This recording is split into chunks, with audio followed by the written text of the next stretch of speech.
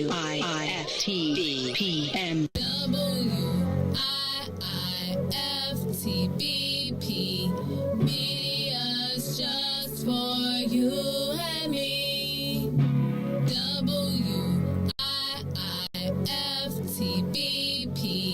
Media's just for you and me.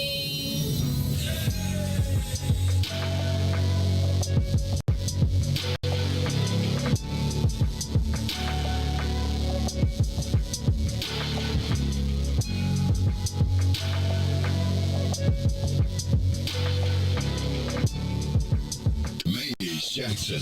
Tune in to the Maze Jackson Show every day, Monday through Friday from 6 to 9 a.m., where you can catch us on YouTube, Twitter, Twitch, and Facebook Live. Plus, from 6:30 to 8, you can get us on WBGX 1570 a.m. That's right, it's the Maze Jackson Show, where every single day we ask the question, what's in it for the black people? And if you don't like it, you can still tell them, Maze said. We out of here. Peace. Why money ain't free? Why can't you just give it to me? don't wanna work for nobody. I'd rather keep doing me. Why money ain't free? Why can't you just give it to me? I don't wanna work for nobody. I'd rather keep doing me. Why money ain't free? Up in the morning with the frown on my face, 'cause I know it's another day that I gotta face. Smile for people I don't wanna see, working at a job that I don't wanna be, breaking my back to the bone with nothing to show. But I got dreams and goals, but as soon as I clock in, I'm ready to go. So there's one thing I gotta know: why money ain't free? Why money ain't free? Why can't you just give it to me? Give it to me. I don't wanna work for nobody. I'd rather keep doing me. Why money? Why can't you just give it? Why can't you just give it? I don't wanna work for nobody. I'd rather keep doing me. Why money ain't free? Rocking in that 9 to 5, got your girl hella tired. Why won't they let me be? Now I understand why my mama always used to ask, did I think money grew on trees? I got these bills after bills and they just keep coming. Working overtime, but my pockets ain't flooding. Yeah, my funds low. Adult life is scarce. Why money ain't free? Why it ain't free? Why can't you just give it? Why can't they just give it to I me? don't wanna work for nobody. I'd rather Keep doing me. Why money ain't free? Yeah. Why can't you just Just give it to me. I don't wanna work for nobody. I'd rather keep doing me.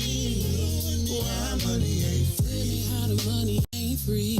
Every 5 minutes kids bothering me. They seem to think that money grows on trees. Always asking for allowance and clean one thing. I'm sick and tired of my funds being low. Spent the whole bag on the groceries at the store. Got a little something, but I need a little more. And I'm a single mama, you should already know. Why money ain't free? Why the money ain't free. Why can't you just give it to me?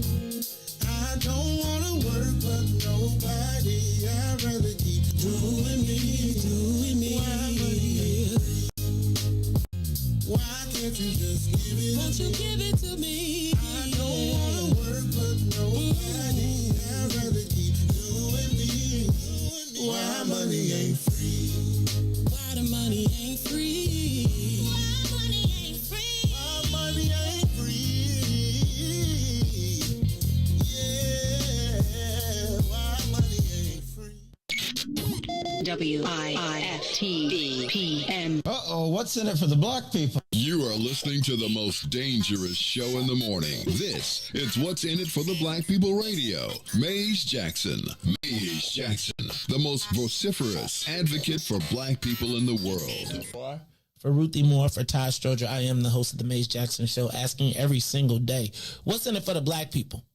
And if you don't like it, you can still tell them Maze said, Mayor Lightfoot, man, we ain't accepting that. We ain't accepting that. Let's go. Yeah.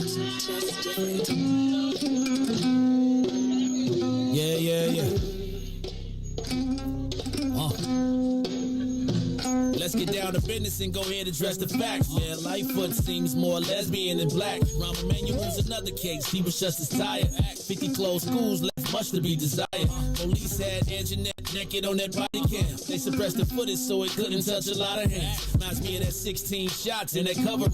Both of them similar, so I went and dug it up. George Floyd killed, a lot of riots happened in the town. Southside burned and they wouldn't let them bridges down. Grandmother sick, need a prescription and plus a couple groceries. You gon' have to travel just to get it now. COVID-19 out here shutting all the business down. Not enough SBA loans to even give around. So many failed businesses that you could put them in the pile. If you don't survive the pandemic, it's gon' sit you down. We sing, dance, play ball, entertain, and crack jokes. Government infested black neighborhoods with crack smoke. System that milked us so bad, we got lack lactose. Still trying to find out what's in it for us black folks. We sing, dance, play ball, entertain, and crack jokes. Government infested black neighborhoods with crack smoke. System that milked us so bad, we got lactose. Still trying to find out what's in it for us black folks. Shout out to Willie Wilson, hope one day you get to send it. We need some different players in the game to handle business. Too many shady characters like Madigan and Blago. But when you really break it down, it's typical Chicago. City full of gangsters, it's what the land was built on. Same streets with hood legends, DNA get spilled on. Carjackers out here lurking, trying to get they steel on. Looking for a block to put them Hellcat wheels on. Let us give bogus appraisals a red line. Car crackers out here getting minimal fair time. And I'm concealed carry, I stay with the pipe. But Illinois gun laws giving minimal rights. Stay up on the swivel, make sure I'm moving tight. Check all of my mirrors when I pull up to the light. Pick my homie up from out of town, man, he caught a flight. He was hella nervous, told him, shorty, this is a way of life. We sing, dance, play ball, entertain, and crack jokes. Government infested black neighborhoods with crack smoke. System that milked us so bad, we got lactose. Still trying to find out what's in it for us black folks. We sing, dance, play ball, entertain, and crack jokes. Government infested black neighborhoods with crack smoke. System that milked us so bad, we got lactose. Still trying to find out what's in it for us black folks.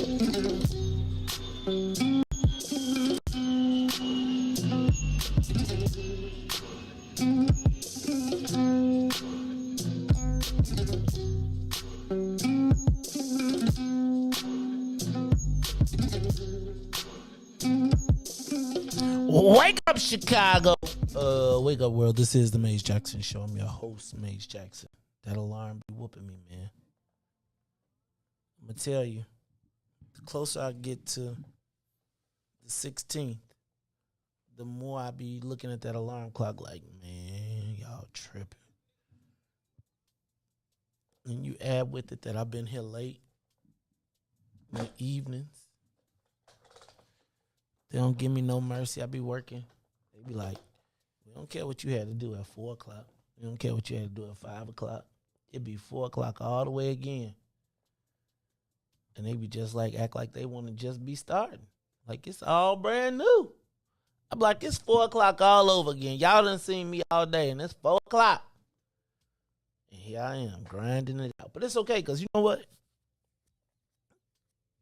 Much is given, much is required. And I would not trade it for the world. Because I have truly been blessed. And I'm grateful for everything that I have been blessed with. I've been at a unique piece of peace lately. Like, no need to get all wound up. It's like, man, what you say, count it all joy? Count it all joy. I'm on the clock. The clock is officially, you know, when you can see the end, you be like, man.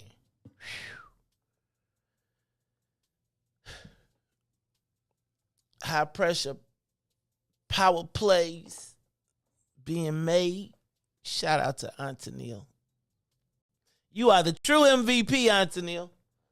I was on the check it out on the Bolingbrook site yesterday. I saw it was an opportunity for my son to get an experience as a Raider. So I was like, Antonil, could you hook that up? Please and thank you. Antonil been a straight hookup. Y'all give a big round of applause to Antonil for giving the nephew the whip. Making him earn it. For putting it all together. Shout out to the Rago Babo. Man, I know it's too early, but I ran up on my niece this weekend and you know how you see your kid and you be like, you be like, hold on. Where you going with that hair? Well, wait. Come back here. You ain't shopping at Justice no more, I see. Like, you know when you see your niece, my niece got gold chains. Look, my mama, I saw my niece this weekend. She had makeup on her eyes. I said, what Jacksons are these? Grandma, everybody participating. Son rolling up. Not rolling up. Don't y'all get y'all. No, I seen y'all. I need y'all. I'm talking about walking up. They cool, like the cousins cool. Man, y'all. It's just like, I was just like, yo, niece, I see I'm clearly going to have to roll up to the school. I'm gonna have to be the clown uncle. I'm gonna pull up. I'm gonna get the car washed up real good. I'm gonna put it on shine. And then I'm gonna come up there and I'm gonna be like, I'm gonna come up with some of my guys and we gonna act a little crazy when we come to pick up Reagan. Be like, get in this car, girl. You know, hey man, and you know, okay, I ain't gonna even go here, but I just need to tell y'all, my niece, like I promise you, I just saw her at you know how you see your kids in church clothes? Then they change up out the church. Like I saw, last time I saw Reagan, she was in church clothes. Then I said, Auntie Neil, don't make me ride up out here. And then Riis, she got the long braids. So now she look really extra grown up. And she trying to play it off. Like, I can't really act like I'm as grown as I am because my Uncle Maze is here and he is going to probably, you know, I know he has a tendency to act a little crazy. I heard him before. Whew. Time flies. It's Tuesday, man. It's Tuesday in the building, as you can tell, on a Tuesday. It's the Maze Jackson Show. Yeah, I'm all right, man. Except for that alarm clock. I'm just telling you. That alarm ain't going to even lie, Riis. When we go to 3 o'clock. I'm used to it now. I was used to it for like 6 years, 7 years. Guess what, though, homie? Whew. I'm about to get unused to it real quick. I be looking at the internets like, ooh, I can't wait to be able to go to that. I go to all my happy hours now. I ain't no more happy hours now, y'all. Oh, I'm gonna be shoot. I'm gonna be happy for the hours afterwards.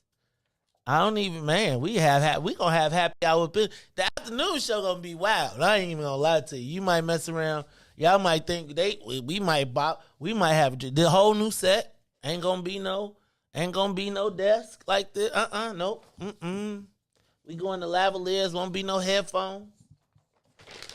New backdrops.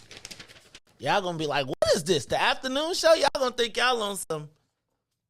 Since they got rid of Windy City Live, it's gonna be cracking up in this mug. You gonna be like in the weekend. Man, you get the afternoon show, we might start on Fridays, it will be happy hour. We gonna have us a bartender in here. We gonna need an official show bartender. They gonna need a happy hour cocktail. So that on Friday, you know, like the Friday set, it's gonna be like it's gonna be a bar in the set. It's gonna be somebody going chicka chicka chicka chicka chicka. You ever seen the people that shake? They don't go like this. They be chicka chicka chicka. They got like a rhythm. Right? It's gonna be on. It'll tell you. Afternoon show, we might have animals around this month. You know I don't mess around with animals though. But you know how people be like I'm telling you, it's gonna be an afternoon show. We gonna still talk the smack. But it's going to be a little bit less angry. Okay? Y'all going to be like, where they get that from? Y'all thought Channel 9 was crazy? Oh, yeah, we getting it in. We're going to get it in. I'm trying to think of what the furniture for the set going to be. Besides my throne. We going to have like a king chair and a little chair. That's all right, it's going down. We might even have Big Swill come up here on Fridays with the newest and the latest and the greatest. Y'all gonna be around here like, what happened on Friday? Wait. The 5 o'clock hour, I think anything is possible. Let's just put it that way. I'm thinking of it like the wild and crazy 5 to 6 to drive. Since you can't drink and drive, we will. How about that? Yeah. Nah, we just stop. Anyway, it's gonna be a good show. On the weekdays, y'all gonna be wanting to stop in. We're gonna try and, you know what I think I want to see if we get, like Fridays, we can get elected official and make them have a cocktail. By the time they be up out of here, they just gotta make sure they got a driver. We can get all the dirt, right? Like, you know you want a margarita. You know you do. Stop running. You know we're gonna have one of the bartenders that make the crazy, stupid, good drinks where you be like. Stay tuned for the afternoon show. A lot less anger. Still information, but we're going to tell it with a twist. All right? All right, let me say what's up to my man, DJ Riis the Ruler. DJ Riis the Ruler, how you feeling today? It's the Maze Jackson Show. How you feeling, sir? Man, you know I'm blessed by the best. You already know the rest is Tuesday. I feel like we almost through it already. After you do that Monday for me, I'm good. Man, and you know Wednesday you're going to look up and it'll be like, once Wednesday come, it'll be like I'm on the skate. You might as well be like it's Monday again. Once you get to Wednesday, it's Monday. Yeah, my favorite day is, I used to tell people my favorite day is Thursday, and people used to ask me why. I said it's weird. I said because it's the day before Friday. I said so like you like man, I only got one more day. They like man, I think it's Friday. I said no, because Friday like you really work. By the time you do that, you know what I'm saying, like and then Saturday you like it's almost Monday again. But that Thursday you be so ready for like yeah, I just got one more day. I know it's good. You are excited for Friday. I feel like college set me up for Thursdays. Oh, Thirsty Thursday. Well, you call it Thirsty Thursdays. I mean, I just feel like Thursday night was like the kickers. Like Thursday night was like the beginning of the weekend. Friday, man, if you was smart, you scheduled your classes so you ain't really have nothing on Friday. Yeah. Right? So it was like Thursday, once you was done with class, it was like, yep, I'm out of here. You took the Tuesday, Thursdays, or the Monday, Wednesdays. Nobody took the Fridays unless it was only offered on a Friday. Then once I was out of school, every day was kick it day. Right? It was the weekend every day. But Thursday, I like Thursday fundraisers.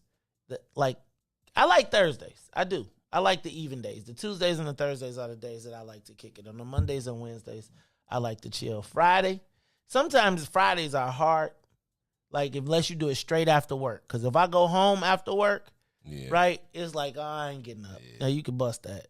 But if I go straight somewhere after, now, just think about Fridays when we get up out of here at 6. We're going to be like, I'm going to be, man, please, we're going to be hosting stuff. I'm going to be having my own, it's going to be, I'm going to be headed straight to the Obsidian. I'm like, and right after this, we'll be doing Can of Karaoke.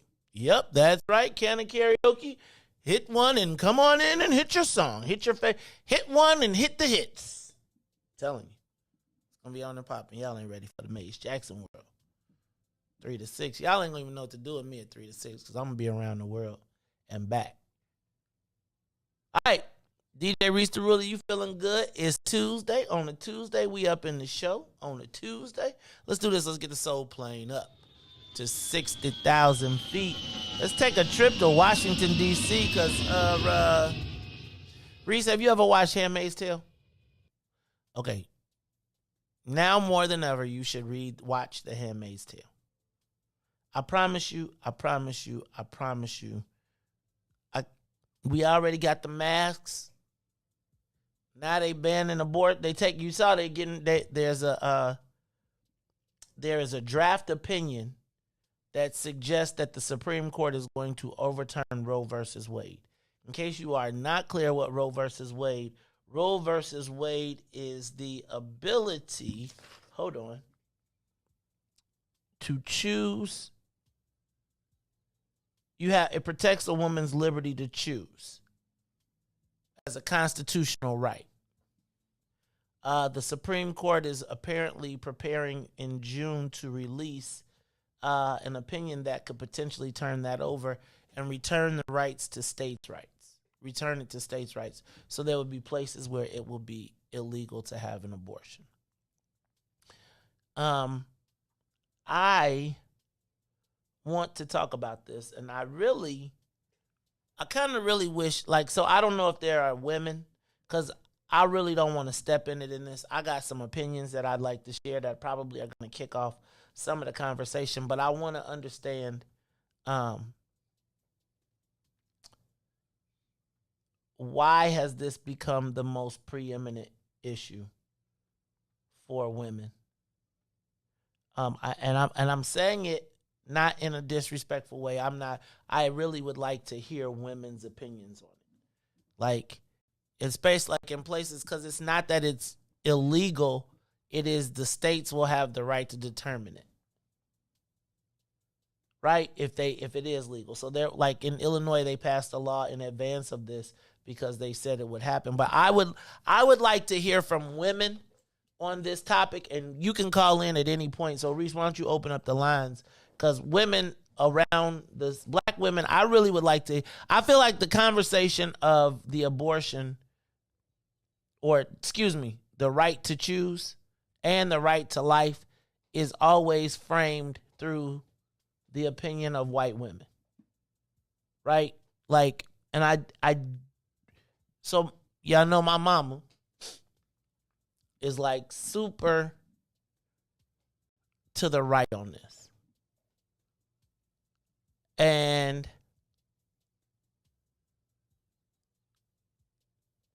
I've heard her opinion. I want to know, and I let me say this. I understand in the case of a mother's life or death, like, or the child life or death or any of those issues, I understand the case of rape and incest. I'm not saying that I have any disagreement, but I would like to understand how important of a right is this for black women. I guess the reason I'm saying this is only because I think we always hear it from the perspective of white women. Does that make sense? Like, when I think of the right to life or the right to choose movements, I don't really hear black voices. I think the most story that I hear of black voices is, what about all of the black children that are subject to abuse and incest and rape? And I think those are like the terrible stories. And please be clear, I'm not minimizing those either. It seems to me that right now, whether you are going to have a baby or not, or you're in that position, the ability to be able to have this right is a fundamental component of womanhood in this country. Does that make sense? Like, the way it's like that is, and I'm not saying a man or a woman, I'm saying the God. So I would like to know, I would just like to hear from black women on this issue and just the opinions. And so here I go. I was watching Yellowstone, and one of the episodes was like on the Indian reservations. If you got an abortion, it was also forced sterilization. Like, and I feel like, so my mom says that she always thinks about how Planned Parenthood was introduced into the South, and there were people like Margaret Sangster, etc., who were unleashed in the black community to build relationships with the community and then kind of, weed people. So I just want to understand it, and I want to hear it from black women's perspective. And so I'm telling you, I'll interrupt any topic, any suggestion. If there is anybody who has an opinion on it, I want to hear from it, particularly women. Like, I'm not really listening to men so much saying, like, you better, you da-da-da-da-da-da. Like, I don't want to castigate anybody. But, like, yesterday, I want to understand it. So if you would, feel free to give me a call, 872-259-7474. I often think of this as a white women's issue, or I've always seen it through that perspective. Now, I think the thing that concerns me about this is not so much, okay, so there's the women component of it, but then there's also the return to states' rights. And states' rights is then, like, when you start to get to the slavery stuff and the segregation and the Jim Crow and so I don't know. I want to, that's the next step to this, which is, okay, each state has the right to determine its own laws, and they can take whichever categories out. So now if somebody decides they want to toss slavery back into it, or let's say separate but equal, right? Although we live in separate but equal right now with these schools because we got CP. it's a lot going on here. It's a lot going on here, and I think, remember how I told you I feel like we're in New Chicago? Like, I truly believe that things are happening at a pace that, if y'all think about where we were in 2000 or right after Bill Clinton, from George Bush, 9/11, and the most unified I've ever seen the country, to a point where we are right now, where the Supreme Court is going back. And again, Roe versus Wade was supposed to be long settled, never to be dredged back. Like, you didn't even have to touch it. Like, it had become a fact of life. And so I do think that this is a very, very, very interesting place that we find ourselves in. It's very precarious. And I just want to tell you that the rise of the Nazis is back on TV. It's on Channel 11. And I do want to tell y'all to please watch. What's the name of that show? Please watch Handmaid's Tale. Look, I see the phone is rung. I'm going to take your calls when we come back. But I want to take a quick break, and then we're going to get into this. Look, I feel like this is a very serious show. I got a lot of topics on my paper, but I don't know that there is anything more pressing than this. And you know why? The reason I want to ask is an abortion a fundamental right of being a woman now in America? Because, and I'm going to say this,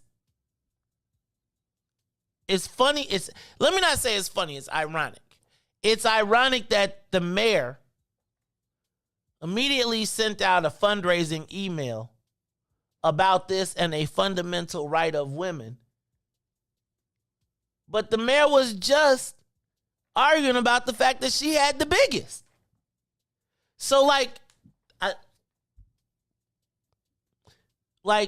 for a person like the mayor, which I understand it politically, is this an issue? Okay, let's talk about it. But do you understand the mayor saying just a month ago she got the biggest? You dig? And now she's saying that this is the worst thing that could happen to us as women and raising funds off of it. And I feel like, does the ability to have an abortion, is it a fundamental right of what makes you a woman in this country? Or is that what gives women their freedom? And then I want to also, I just want to point this back out. This is now being left to state by state. That's really the bigger picture to me, which is we're going back to states' rights. So while Devin telling us all to move back to South Carolina and take it over, right after all y'all get repopulated and get y'all a nice little piece of land, they say, yeah, by the way, you crossed this line, but fam, you crossed this line. You are now south of the Mason-Dixon line. It's the Mays Jackson Show. We'll talk about it some more when we come back. The Mays Jackson Show will be back after this break. It's official West Suburbs and Chicagoland area. The Naperville Soul Fest is back, featuring a live performance by Avery Sunshine and Carl Thomas. On Friday, June 3rd, and Kindred the Family Soul. Selena Johnson and Riis. On stage Saturday, June 4th at Naper Settlement, located at 523 South Weber Street in downtown Naperville. If you missed the last Naperville Soul Fest, you don't want to miss this one. Get your discounted tickets on Eventbrite or visit NapervilleSoulFest.com for more event details. For vendor opportunities with access to over 7,000 attendees, text 630-202-6431. That's 630-202-6431. Spend your first weekend in June at the Naperville Soul Fest with Avery Sunshine Friday, June 3rd, and Kindred the Family Soul on Saturday, June 4th. Check out NapervilleSoulFest.com for more information. And now, traffic and weather. Yo, Who said devotion had to be sad? Yo, check this out. The Lord is my shepherd, I want. He's making me to lie down in green pastures. He leads me beside the still waters. He restored my soul. God's gonna turn it around. Come all the way with me. Good morning. What's in it for the Black People Media family? The time is now 6:35 a.m. and I'm Riis the Ruler with your Chicagoland area sports traffic and weather update. Let's head over to the NBA playoffs. The Heat will beat the 76ers 106-92, and the Suns beat the Mavs in a shootout 121-114. Let's head over to the South Side. The White Sox out south finishing up a 4-game series against the LA Angels. Dylan Cease struck out 11. Sox will shut them out 3-0. Head over to traffic on Kennedy. O'Hare to the Loop will be 22 minutes. Outbound to O'Hare will be 20. On the Edens, inbound from Deerfield to the Exchange will be 33 minutes. Exchange to Deerfield will be 27. On the Eisenhower, 30 minutes in both directions. That's Dawndale to the Loop and back. On the Stevenson from I-355 to the Dan Ryan will be 40 minutes. Outbound will be 37. On the Bishop Ford from I-80 to the Dan Ryan will be 39 minutes, 32 minutes to I-80. The Dan Ryan is 18 minutes to the Loop, 13 minutes to 95th.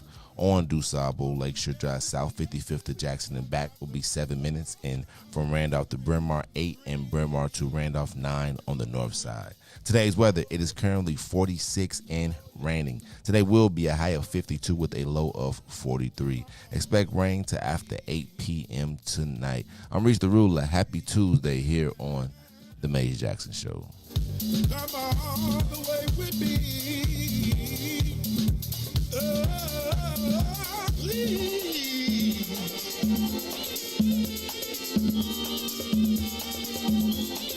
God's gonna turn it around.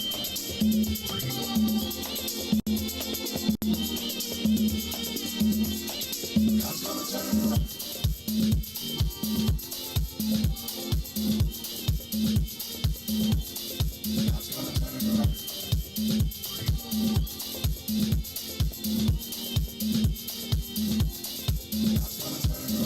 Glory to Gethsemane, Gethsemane to Golgotha to the grave, from the grave back to glory. Glory to Gethsemane, Gethsemane to Golgotha to the grave, from the grave back to glory. Glory to Gethsemane, Gethsemane to Golgotha to the grave, from the grave. Glory to Gethsemane, Gethsemane to Golgotha. Oh, Golgotha to the grave, from the grave. Dear Lord, it's me again. God's gonna turn it around. I'm calling on you. You did it before. I believe that you can do it again. Somebody calling you right now, Lord. If it ain't one thing we need, somebody else needs you for another. Please, son, look and have mercy. Have mercy over our home, Lord. Have mercy. Have mercy. You are listening to the Maze Jackson Show. I'm your host, Maze Jackson. Got my man DJ Riis the Ruler on the ones and twos, and it is this is the first of what I think could be a string of events if we don't slow the train down. You are now seeing the effects of a Trump-appointed court. Right? So, I'm not the boogeyman. I'm not the Trump boogeyman or anything like that. But I think it's kind of interesting that you think about the fact that this man probably is going to shape our future for the next X number of years. And I don't think that I don't feel like I'm not going to jump in this and express my opinion, but I want to hear from women on this potential overturning of the right to have an abortion in certain states, right? So Illinois protected their right. It seems weird to me that one of the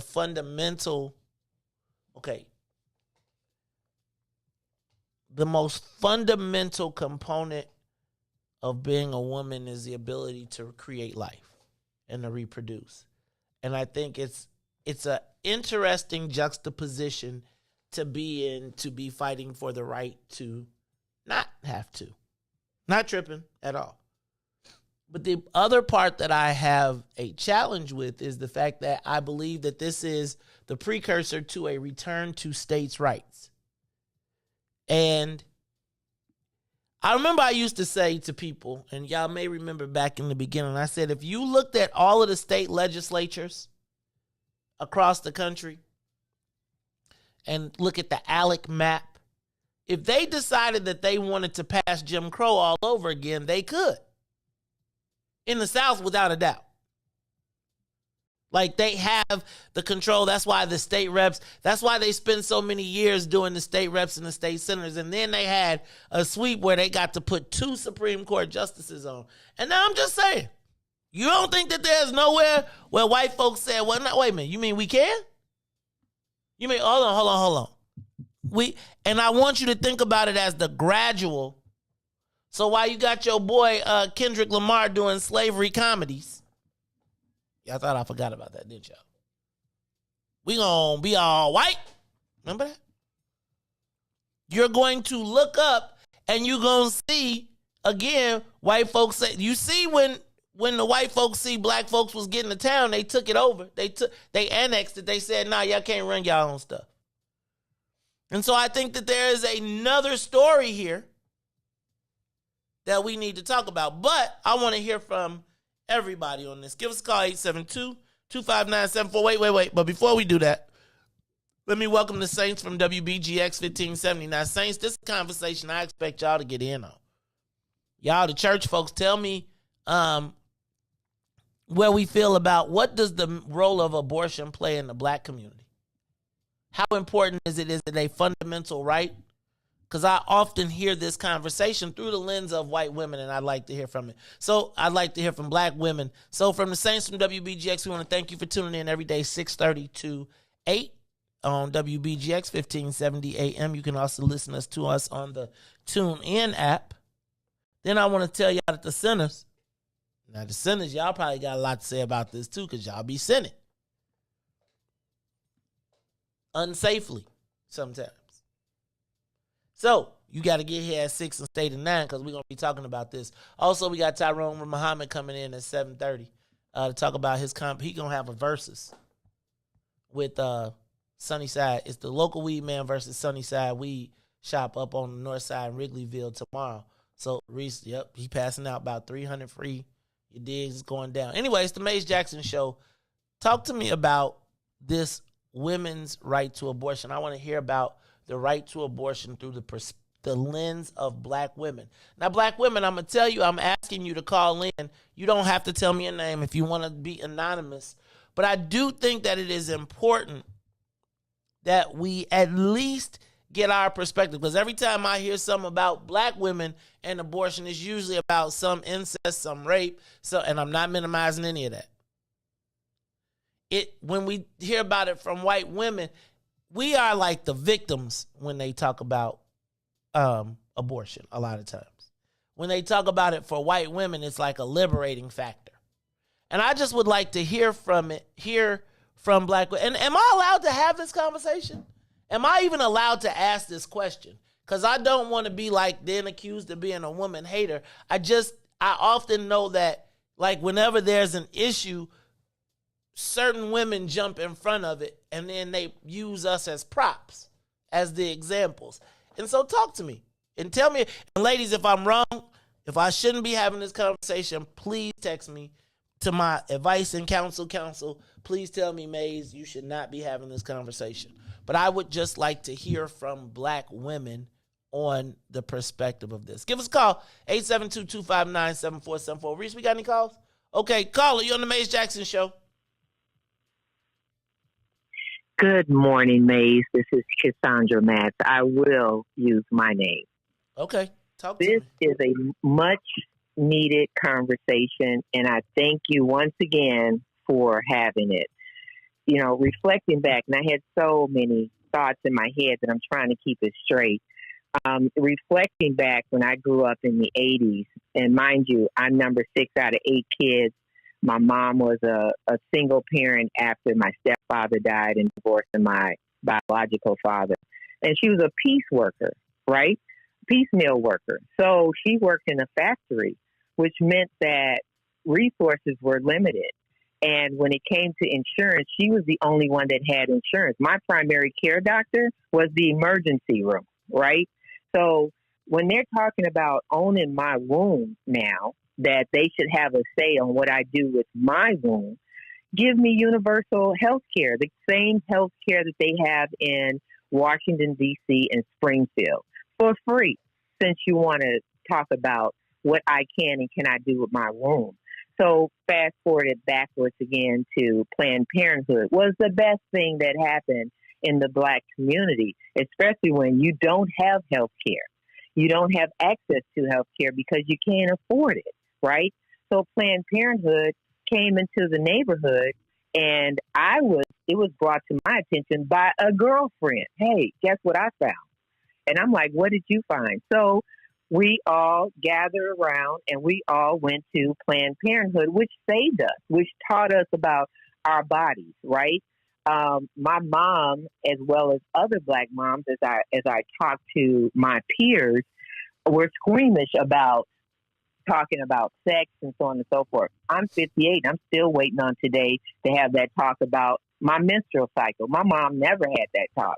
And when you talk to your grandmother, she's like, don't go out there and let no boy get you pregnant. What does that mean, right?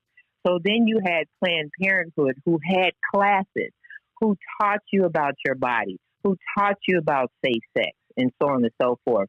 So I look at it as a positive for those who did not have the means or the income to have health insurance. You were still able to have your body checked out, make sure that you know the right, the wrong, or the indifference, right? And then fast forwarded to some other incidents that I don't mind sharing, that I did accompany a girlfriend to get an abortion. And when you go to those abortion places, you have those anti-abortion people out there trying to scare you straight. Oh, don't have an abortion. We'll help you. That's a lie. They'll help me what? Well, how would they help you?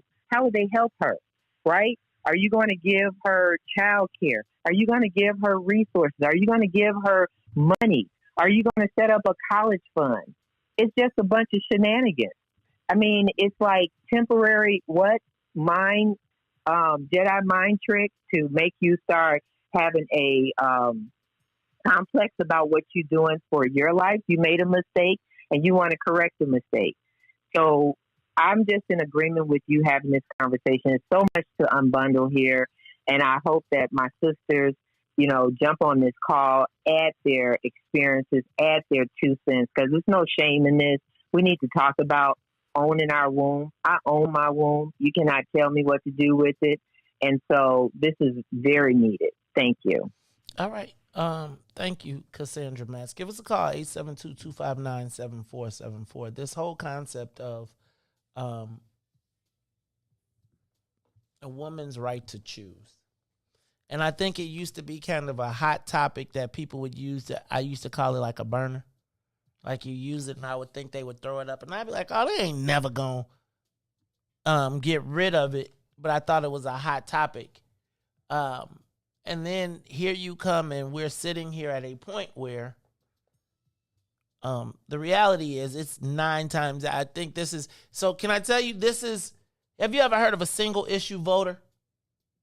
The concept of a single issue voter. Do you all remember when you couldn't understand when people were like, why do evangelicals rock with Trump even though he done had 300 baby mamas and sinner and is the devil and all of that? Because they had one thing. They said that the devil could deliver them one thing. And they're about to get it, which is this right to life situation. When Tennille asked, like, yeah, I don't know how ready I am to have the conversation, but I do. So I think we've all been thrust into the conversation in times. I think when you say, are you ready to have this conversation? I think there are many of us in this universe who are that conversation? I bet you how many black people in this world, their parents had to make the decision, right? Like, if you think about it, how many, probably every single child's mom, and at least half of the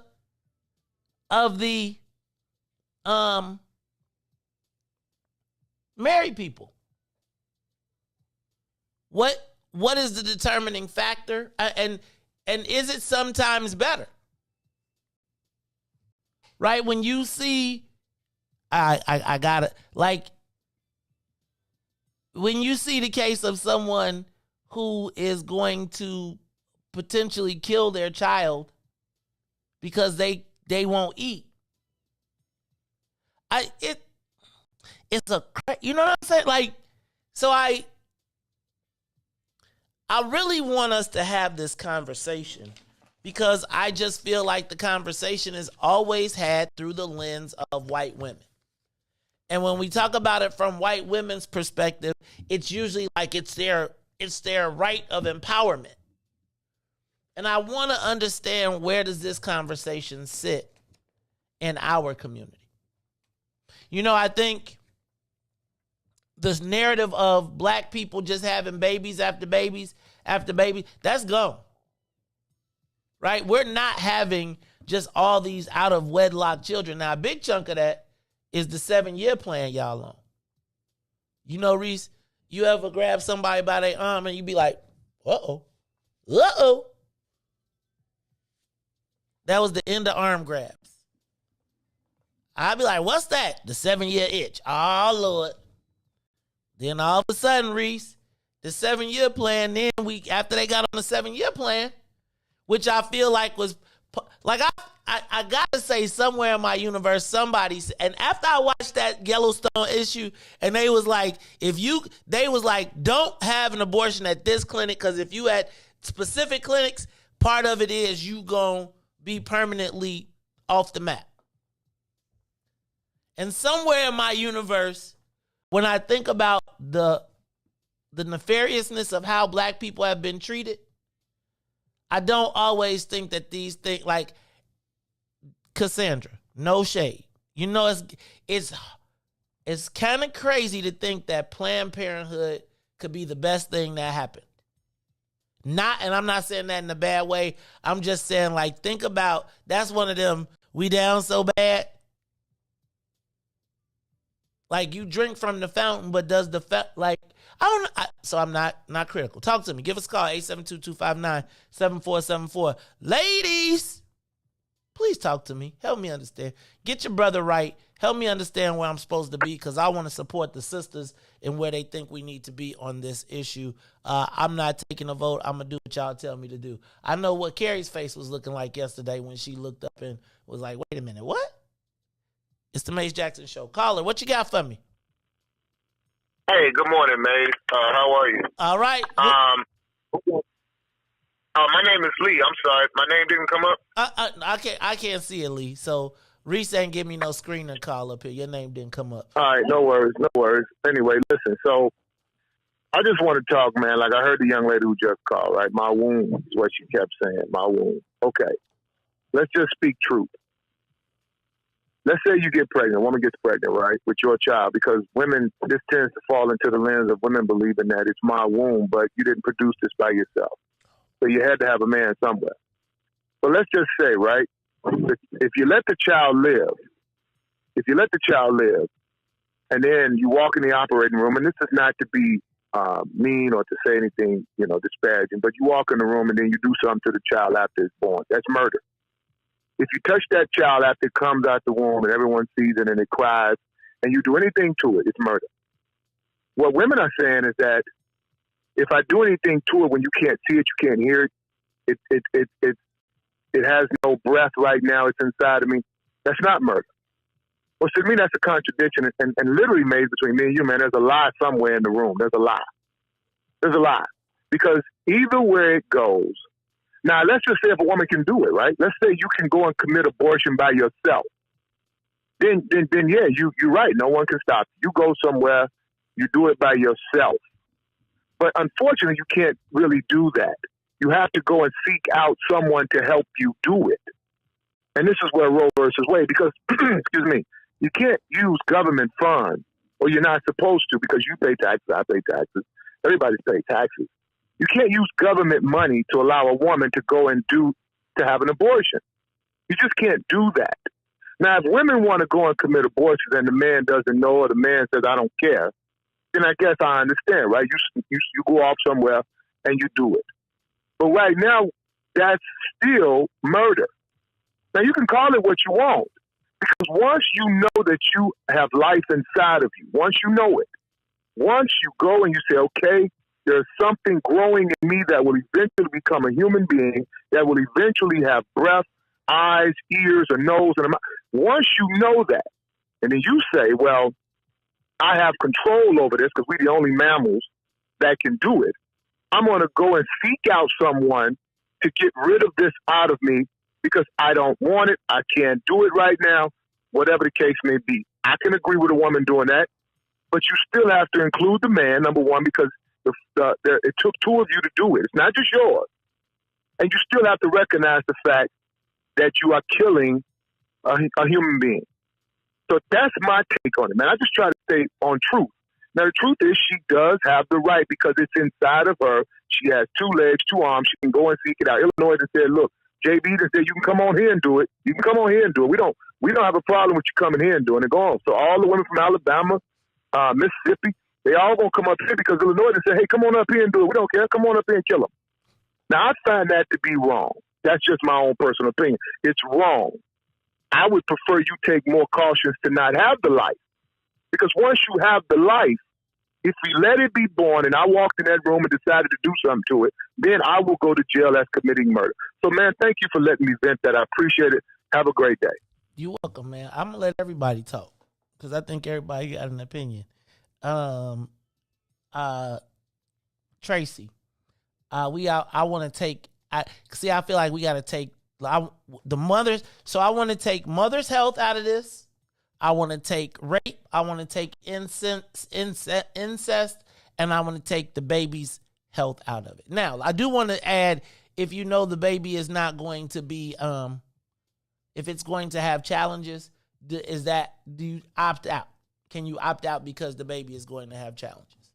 Now, I want to take those other factors off because I feel like those are common sense issues to me, right? And I don't think that's where the debate is. I think the debate comes, I know there are some extremists, but I think the debate is really, and I want to understand from black people, black men and women, right? Where do we fall on this issue? How important is this? The callers, and we got people in the comments saying, caller, what about war? We use government money to drop bombs on people, destroy countries, all of that. So, I feel like we can go all the way off on all types of comparatives, but I really want to stick to this issue. I think you can bust that argument up. But where do we fall on this issue? Riis, I feel like it used to be that you erred in the fact, let me not say you erred in the fact that maybe it was because you couldn't get one. Black people just always were forced to go through it. White, this is how I remember this, going down in high school. There would be black girls that would come to school. They would be pregnant and have babies. And I feel like they were pointed to as the examples of what not to be in high school. Right? Now, I've seen a lot of them, and they have done tremendous jobs with their children and have grown, going on. But I distinctly remember being in high school, and they were like, do not be like her. Now, what I didn't realize was every time one of the white girls went away, they would go away for a year, and then they would come back. And you'd be like, where you go for a whole year? You know, like you be like, oh, I went to go stay with my grandparents. Oh, I went to go blah, blah, blah. No, what they went to go do was to either have or not have a child. Because what was happening was, in Bolingbrook, there was a rash of, right? Like, all these white girls were, and the brothers was, the brothers was going. And so the same black girls, the black girls that was, because the people that knew who was doing it to everybody who would take it. Does that make, like, I don't know how to explain it. Except to say, like, because, no, I remember, like, in 8th grade, you'd be like, wait, what? Yeah, what, huh? Well, damn. The next thing you know, and then they would disappear. And you would know the ones, but they never had to walk the halls of school and they went away, right? They never had to be the stigma. I remember seeing black girls with maternity clothes on and the class, and then, they would be kind of like shamed. But it was, and I just remember used to being to think black girls didn't have abortions when I was in high school and in grammar school. And I used to always think, oh, look at them just having babies. Not realizing that white parents were like, oh no. And if you was too busy with the brothers, they was sending you away. You wasn't coming back. And if you came, and half the time when they went away, when they came back, then they was all white again. And so I think, I gotta be honest with y'all. Like I think when we talk about how we look at this thing and through what paradigm we look at it, I think a lot of times when I look at the abortion issue, I look at the abortion issue as back from the high school. And I want to understand,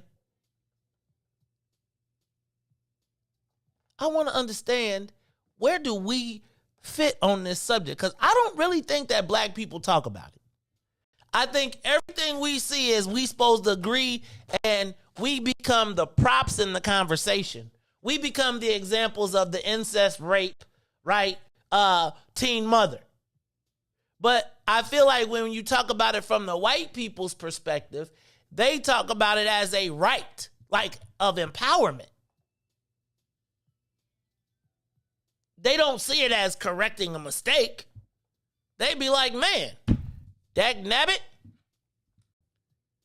I am a woman and I have the right to have and create that. And I don't want to get into the timing. I don't want to talk about 15 weeks. I don't want to, it's like in or out. Where do we fit on this issue? It's the Maze Jackson Show. We're going to talk about it. Give us a call, 872-259-7474. We'll talk about it when we come back. The Maze Jackson Show will be back after this break. WIIFTBPM. WIIFTBP. Media's just for you and me. WIIFTBP. Media's just for you and me.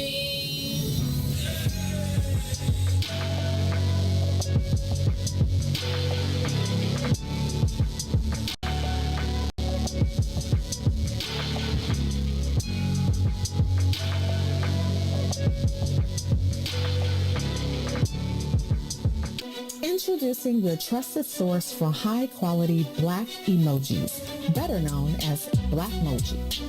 We believe black is beautiful, and that beauty should be reflected in the digital market. Now there is an app that does just that, starting with Black Greek letter organizations. Blackmoji D9 offers more than an emoji app. It is a cultural experience of black excellence. Download the app in the Apple or Google Play Store to access a specially curated catalog of emojis representing the Divine Nine. Use the emojis to celebrate Black Youth events, acknowledge current events, support social causes, and learn about esteemed Black youth members who blaze the trail of Black history. A portion of every subscription goes toward a scholarship fund specifically for members of Black youth-led organizations to help keep the legacy alive. Download the Blackmoji app today.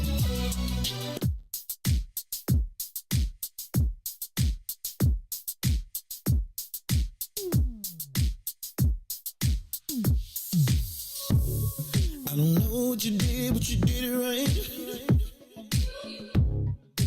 Girl, you make it look so easy. Everywhere you go, heads turning left and right. Can't say you a dime, you're a 20 piece. Cause girl, you're the reason I be acting funny.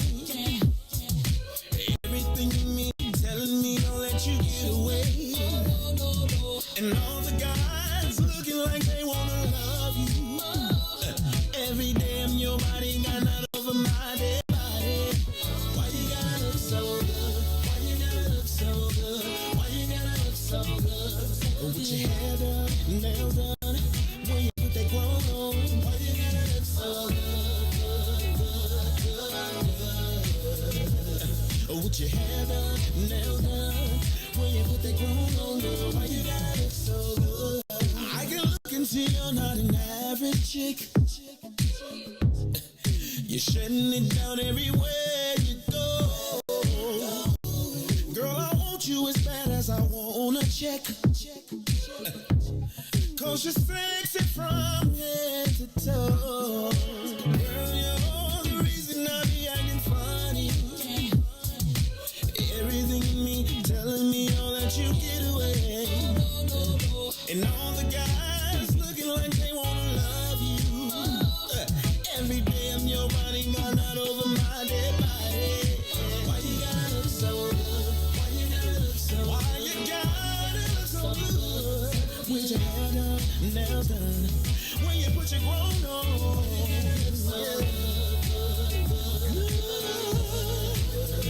It's something about you when you put your grown on. When you're waking up straight out of bed, girl, why you gotta look so good? When you're at the job just taking a break, girl, why you gotta look so good? In the club turning up, why you gotta look so good? On the dance floor, giving more. Why you gotta look so good? Why you gotta look so good? Why you gotta look so good? Girl, you know you be killing them when you be getting your wrong woman on. Why you gotta look so good?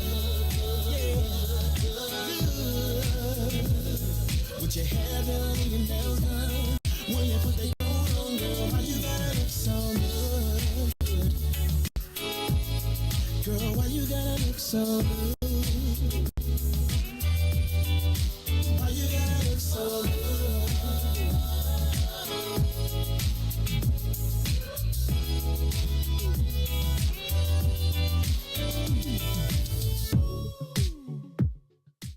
Back to the Maze Jackson Show. You are listening to the most dangerous show in the morning. This is What's in It for the Black People Radio. Maze Jackson. Maze Jackson, the most vociferous advocate for black people in the world.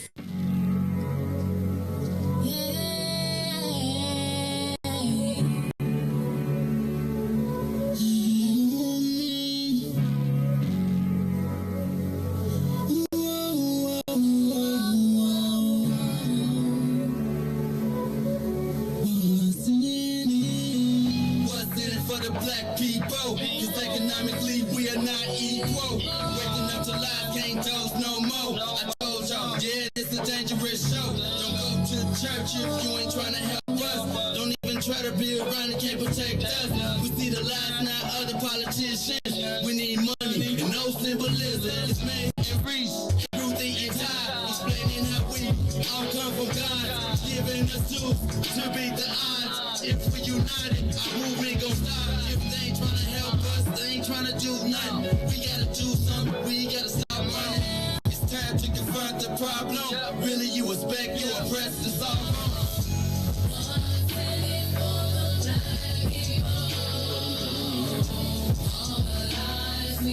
Wake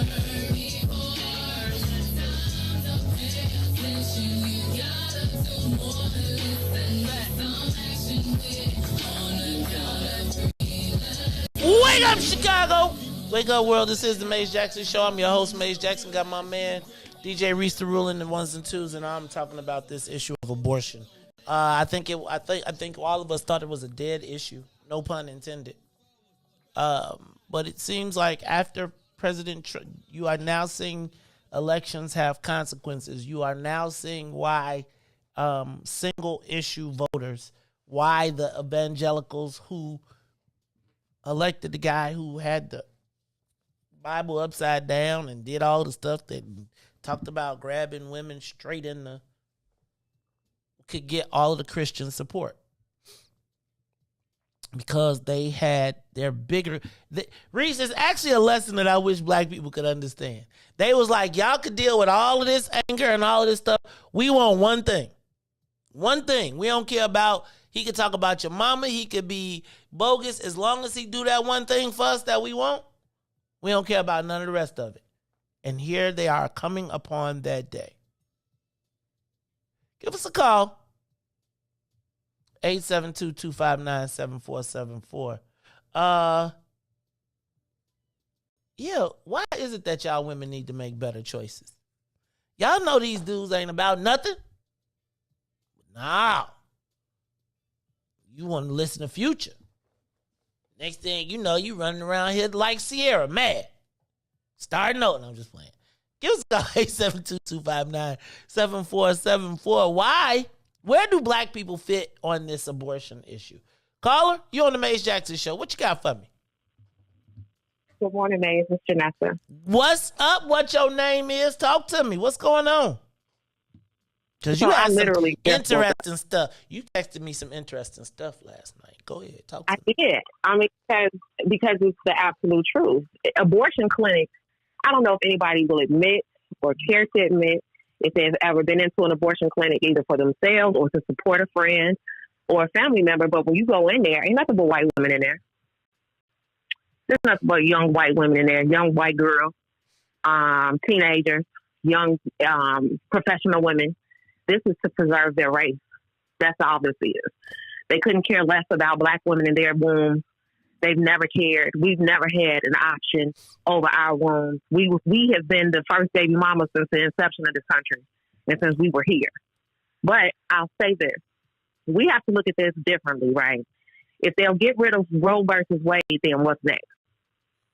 Like you said, you took it right out of my mouth about the single voting issue. And this is why it's so important to vote your interest in the same way that they vote theirs. Because if they were so on their heads about Roe versus Wade, and this is something that Donald Trump came in the door saying he was going to get rid of somehow, some way, right? And like you said, elections have consequences. He was able to align himself with staunch conservatives, even though Alito has been there, right? We have to understand that we have to start voting our interests. And if it's something that we believe in, something like abortion, then we need to be there. Unfortunately, and it's consequences on both sides, because even though we know Democrats think this and that, they're more than likely to put somebody in the Supreme Court who does align with the views of the masses of their own people, right? So it's almost like you damned if you do, damned if you don't. But I just want to say in closing that what's next? If Roe versus Wade is here, what's next? Is same-sex marriage is next? Is, any other court case that set precedence, is that next? Anything that has fallen into the Constitution that has been ruled on, is that next? Voters' rights, that's been talked about. Is that next? These are people that hate women. These are people that hate black people and so forth. So anything that we take a benefit out of, is that next?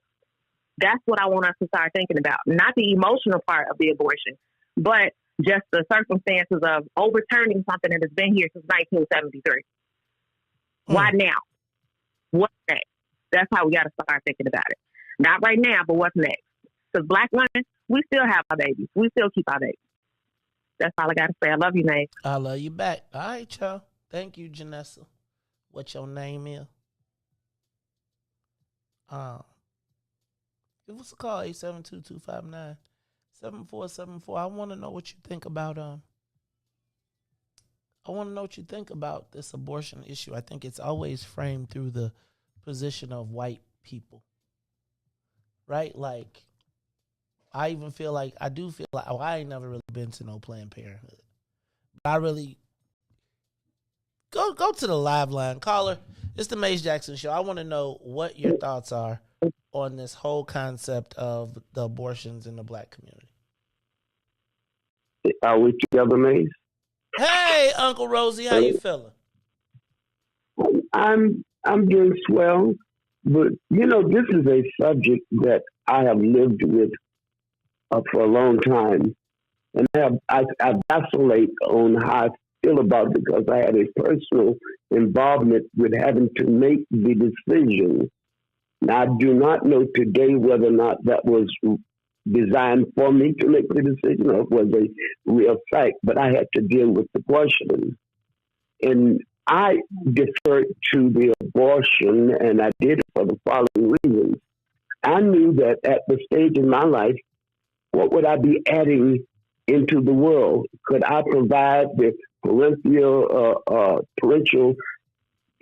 support for the child, or would I be feeding the industrial jail system, or would I be adding? Did the child deserve to have that when I'm not financially, economically able to support a child? Now, because I had those feelings, I did feel that it would have been terribly unfair if that was left up totally to the female, because the copulation is a bipartisan. Two people came together and created something.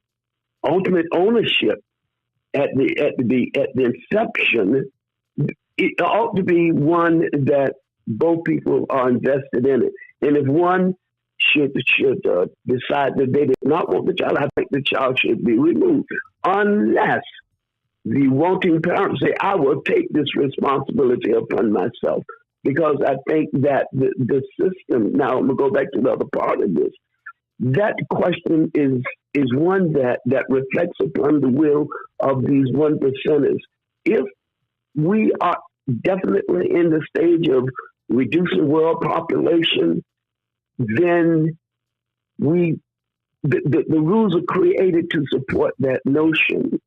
Now, Roe versus Wade said the female had a right to abort. That was her sole decision.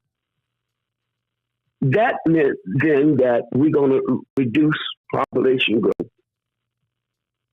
But now the role is changing, where those who are in opposition to controlling population growth have now decided to reawaken Roe versus Wade because it does not serve the purpose of the majority. And thank you for entertaining my point of view. But I think each situation must stand on its own merit. I don't think a uniform cut-through slice will answer that question. Thank you, Mace. Thank you, Uncle Rosie. So somebody asked, Yema asked, who leaked the decision and why now? I said that this was a Democratic gift. I felt like, first of all, who leaks the Supreme Court? Right? So I got to say, if you leak the Supreme Court, somebody need to be looking for you. But I do think that this is a Democratic gift because I think white women worldwide are going to be up in arms and outside. White women, Republican, Democrat, whatever it is. But I want to understand, is this a driver for black people? Like, where do we stand on this issue? Give us a call, 872-259-7474. Tennille says she want to start the conversation where the bum lied. And I'll be like, that's when you got to call your brother and say, is this bum a liar? Give us a call, 872-259-7474. Because your brother will tell you up front. Go ahead, caller. Caller, are you there? Hello? Yeah. Yes, shalom, Mikey. What's up? Hey. Jake, you finna. Here go Jake. Jake finna fire him up. Here go. Come on, Jake. I'm ready for you, dog. All right. First of all, you know that's the leading call since 97. I mean, since 73 of us. That's the leading call. And Margaret Singer, the one who started Planned Parenthood, she was a racist and a eugenicist. She wanted to get us eliminated. Period. It's been a trick. We the lead ones getting it. Now I'm sure in high school I probably got a couple girls pregnant and did it. Now I'm not. I had nothing to do with it. They just was, you know what I mean? What you mean you had nothing to do with it, Jake? Jake, how can they be pregnant I and you didn't ain't tell had them nothing go to get do? no abortion. Did you say keep I would have told them. Did you say I'm gonna take responsibility? Or did you say I don't want to know? I had no choice. I don't want to know. I would have had no choice. Okay. But one thing about it is, in this country, if you have a kid, the kid is good. They'll give you all the resources you need. Now, some people don't like it, talking about you got the responsibility. Who's responsible for us even being in this country? Huh? Who's responsible for us carrying their last name? So anything come from us, they owe us. They owe us. I don't care. And the reason why they do it is because it's population control, like he was saying. But you have a kid, you good. They're gonna take care of the kid, and they ought to take care of it. And to me, it should be illegal. Period. It should be illegal. I never thought about it. My mama probably would have had one that, you know what I mean? I was her ninth child. You know what I mean? But it wasn't popular since I was born in '67. It wasn't going down like that. You know what I'm saying? But I do not agree with it. And also, it should be illegal, because the reason why they're doing it, they got these Planned Parenthoods, is specifically for us, and it's the number one killer. They volunteered it, and it's not the evangelists. You know what I mean? Y'all be acting like the evangelists are Christian. If them Christians, so-called Christians, read that book they did every day that talk about them, and it's from us, and it's talk about them, they wouldn't even. But since we don't know it, we thinking the Bible's not a Christian book. From the beginning to the end, it talk about a chosen people. It talk about the people that are born somewhere, not their own, or the land. It's our book, but we don't know it. You know what I mean? Because the preachers of church they get on one scripture, they try to get some bread. You know what I mean? So that's what they do. And also, one last thing, bro. Not only that should be illegal, pork, as you say about something about black people don't like pork. Nah, bro. Now, I think it should be aborted too, because that's one of the other killers of us. And it's written all through the book. The creator said he'll come and find him behind a tree eating on swine flesh. And I ain't tell the rest he said he's going to do. It's just not a game. This is the thing. If y'all want to play Christian and think it's a game, I mean, just read the book. So, and one of these days, bro, you know what I mean? Instead of looking at some movies, just read a book, bro. Read that book and just it'll blow your dome off. All right, so Mikey. All right, boy. Jake, they say you the... Dang, man. Whew. First of all, I'm not a fan of nobody telling the government to raise none of our kids. Right? That's part of the issue that we talk about.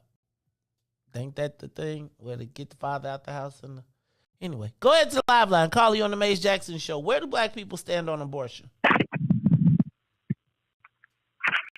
I just noticed a lot of men got opinions on this. I would love to hear from some women. Caller, you on the Mace Jackson Show. Good morning. Good morning. How are you, man? I'm great. Who the hell? How you doing, Riis? Hey. This is Miko. Hey, what's up, Miko? Hey, good morning. Hey, listen, I've been listening to some of the comments, and no, it's an issue that pretty much it has more than one approach. Number one, what we do with our insides is nobody's business to legislate. That's number one. Number two, if you interfere, then guess who? After we carry the child, if we did choose to terminate, then guess who the child belongs to? You. And it should be documented that you interfered and the child belongs to you now when it's born. But wait a minute, I'm saying, but back up. Hold on. Because you're saying you, but we're saying this is the government saying it. This ain't the man saying it. Right, this is the government. No. So you got to hand it over to the government? So this is, you're missing my point. Okay. If you me as a woman, my womb If you interfere with my decision to pretty much, now don't get me wrong, here's the other part that comes before that. The father has rights. I do believe the father has rights. His family, even if he's young, whatever, and he can't, the family may want to step in and take over his responsibility until he get himself together. Because we have young fathers, you know, when they make mistakes when they're young, things of that nature. Then it should be documented, and it shouldn't take all of these costly court procedures to do so. But some court documents should be in place that when that child is born, because the father or him and his family disagree, then the baby goes there. You understand? Goes where? So it's though? like To everybody wants to talk. Goes with the parent. Goes with the father's parents or with the father. If the father disagrees about the woman's right to choose to terminate, then okay, you fight because you have rights. See, but I feel like you should have rights. I'm with you, but Miko, I'm saying this. I'm saying that if this, like, I think we should take the family part of it out. I think the real question right now is the government is saying it. And so if the government says, if the government makes the decision that you do it, whose responsibility is it at that point? If they say you cannot abort, then whose responsibility is it? Because it's the government regulating your womb now, not. I said in the beginning, what we do with our womb, no one has the right to legislate what we do and what we don't do. It's our body parts. It belongs to us unless you're still telling us we're slaves. Well, I think that this law could make it. Because that's the way I look at it. I'm telling you, this law could go there. Because I really... And that's why people are not pretty much looking at it, whether you're Democrat or Republican. I'm not trying to hear any of that about which side is which, because all of them are the same when you close the doors. So that's why I just concentrate on the economic parts of it, because at the end of the day, the economics, you drive whether we grow our families bigger or not. Okay. Because economics is also a part of itself of where our mindset has went this day. But back then, economics was a part of what decision you made. If you can handle this financial, you know what I'm saying, new situation you're getting yourself into. So you get where I'm going with that. So our economics have always been trapped. And so while everybody on this phone about, the Republicans, the Democrats been keeping us begging on our knees for economics. So we've been economically lynched by them. Okay. So get your minds right. So the government has no right to legislate. I don't care what side of the fence you're on.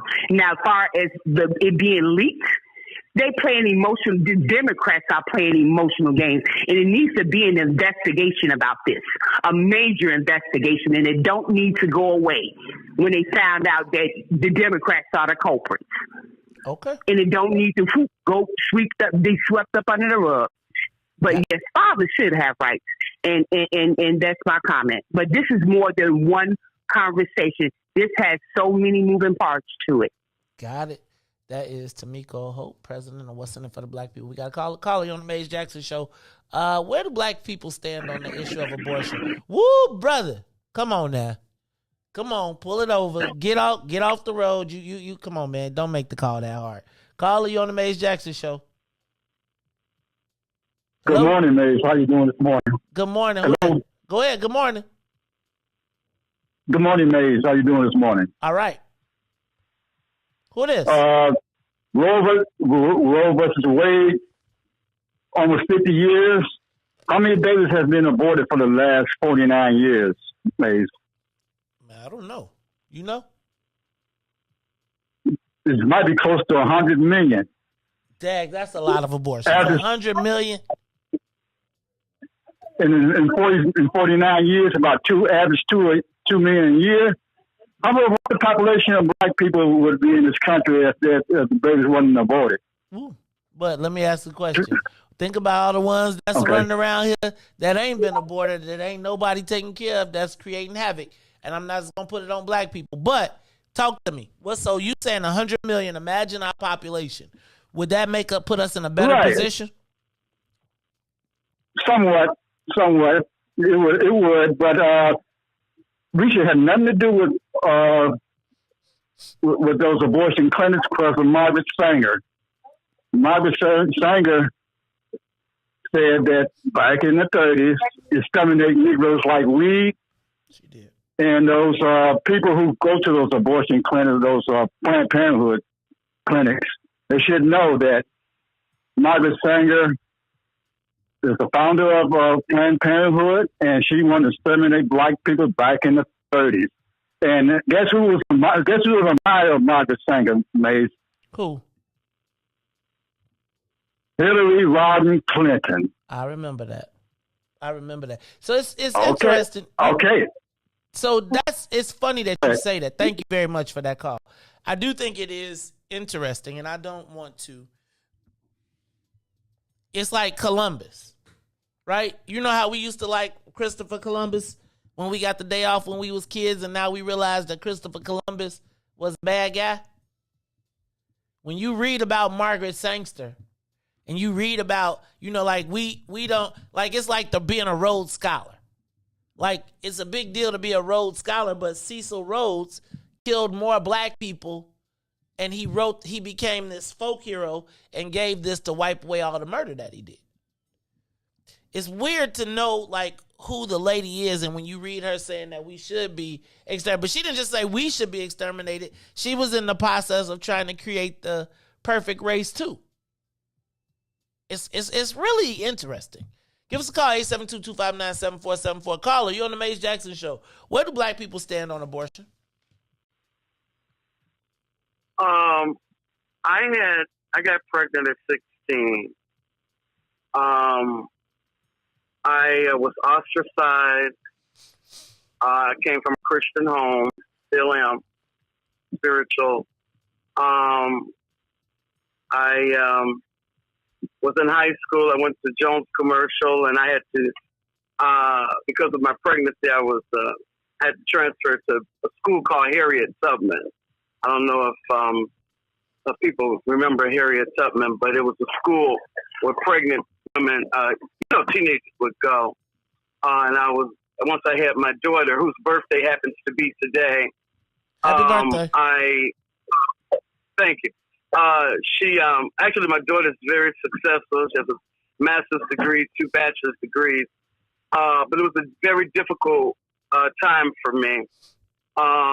And when we talk about abortion, for a lot of young people and for a lot of people facing, it's a very difficult, it's not an easy decision.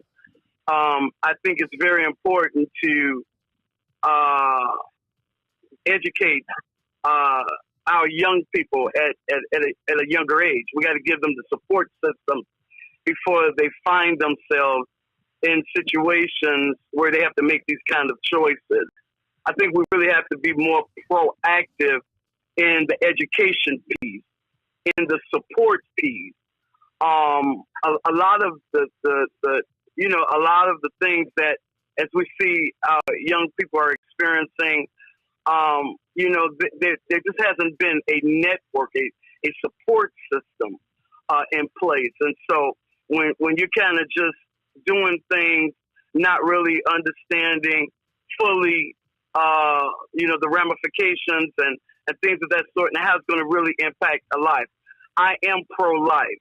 I do believe in letting our babies live, but I also believe in making sure and trying to do as much as I can and encourage others to support single moms, 2-parent homes that may be facing challenges financially, emotionally. These young people and parents need emotional support. They need financial support. They need opportunities. When we talk about businesses, they need opportunities. They need entrepreneurship. We've got to really begin to build our community and have this holistic approach. And then as all these things come down the pike, like you said, voting on one issue or one for a lot of our young people, they don't even know. They're not even engaged with Roe versus Wade. They're not even engaged in the Supreme Court. They're not even engaged. So we've got to really get our people educated, engaged, understanding, and as we really uplift them and empower them with literacy and education, it's going to make a huge difference in their lives. And so I just want to say that I've been there. I know what it's like to, and here's another thing that happened to me. I got married. I have a beautiful husband. I ended up getting pregnant again. They called me I was an administrator. I was a research auditor at a major medical center, and my doctor called me and told me that something was wrong with my lab work. They called me in, and they told me that my baby looked like it had Down syndrome. Something was wrong in her blood, and they gave me a choice of if I wanted to terminate, because if they find something wrong, they'll give you a choice if you want to terminate the pregnancy.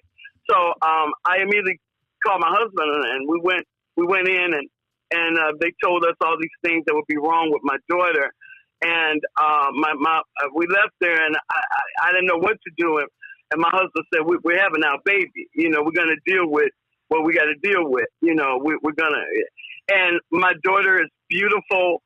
She's now 24 years old. She did not have Down syndrome. She's doing really well. And so I'm saying that to say not to cast aspersions on anyone else's decision, because that is a very, very difficult decision, and for a woman, for a family, for the young men. And I do feel like we got to get the fathers more engaged. We do have to be careful about who we're connecting with. We do want to make sure that we are giving that life the best support possible so that they will have an opportunity to thrive and flourish. We have to leave our children inheritances, and we have to have insurance. You see all these young people passing away, no insurance. These young men dying, no insurance policies.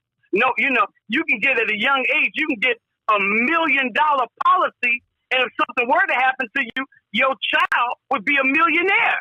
So why are we discussing these things? We have to begin to really infuse our community with more literacy, more power, and I think, and spiritually. And I hear you talk a lot about the children, how bad they are. Well, everybody's talking about these terrible children, throw them away.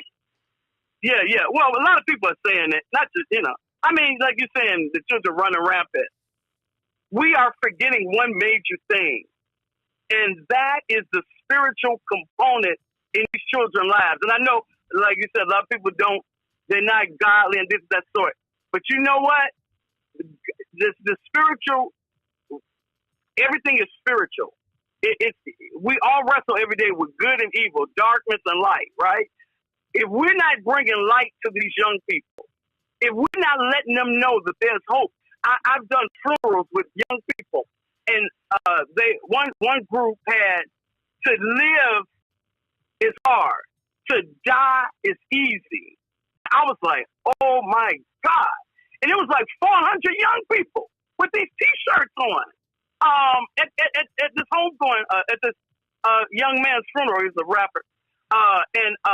So I couldn't believe it. But it let me know that these young people, their consciousness, the hope has been lost. They are dry bones. And if we're not speaking to those bones, if we are not bringing life to those bones, then, oh my God, what are we doing as parents? What are we doing as community leaders? What are we doing as spiritual leaders? What are we doing before we get a grant?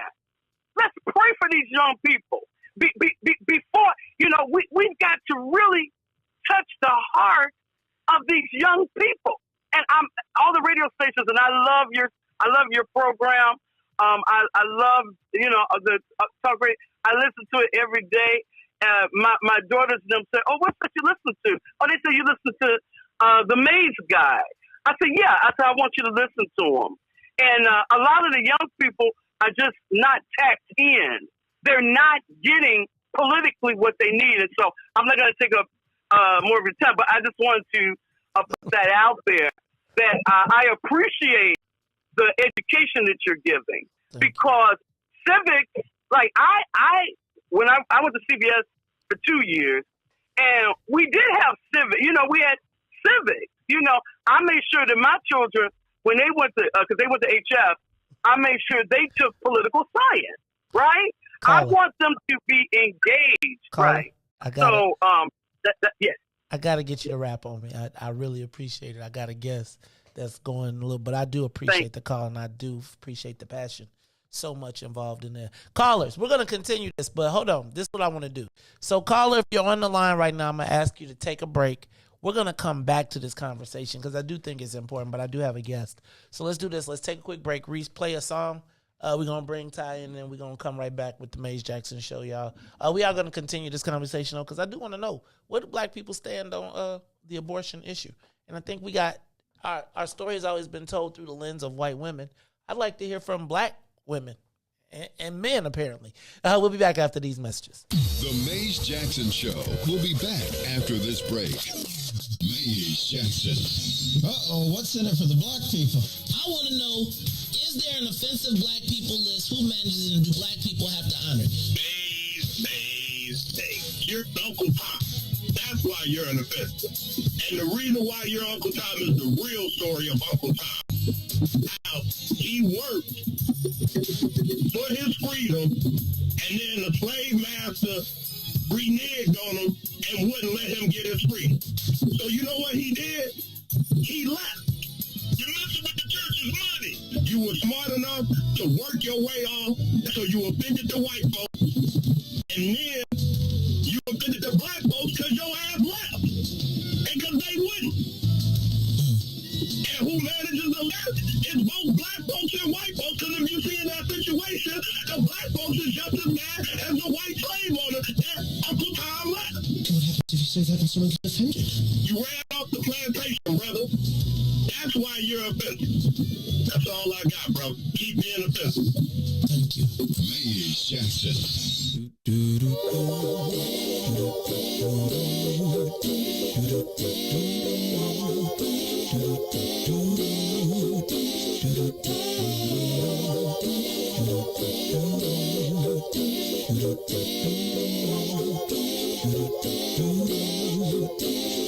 Well, sometimes I go out by myself and I look across the water, and I think of all the things what you're doing, and in my head I paint a picture. Since I've come home, well, my body's been a mess, and I miss your ginger hair and the way you like to dress. But won't you come on over? Stop making a fool out of me. Why don't you come on over,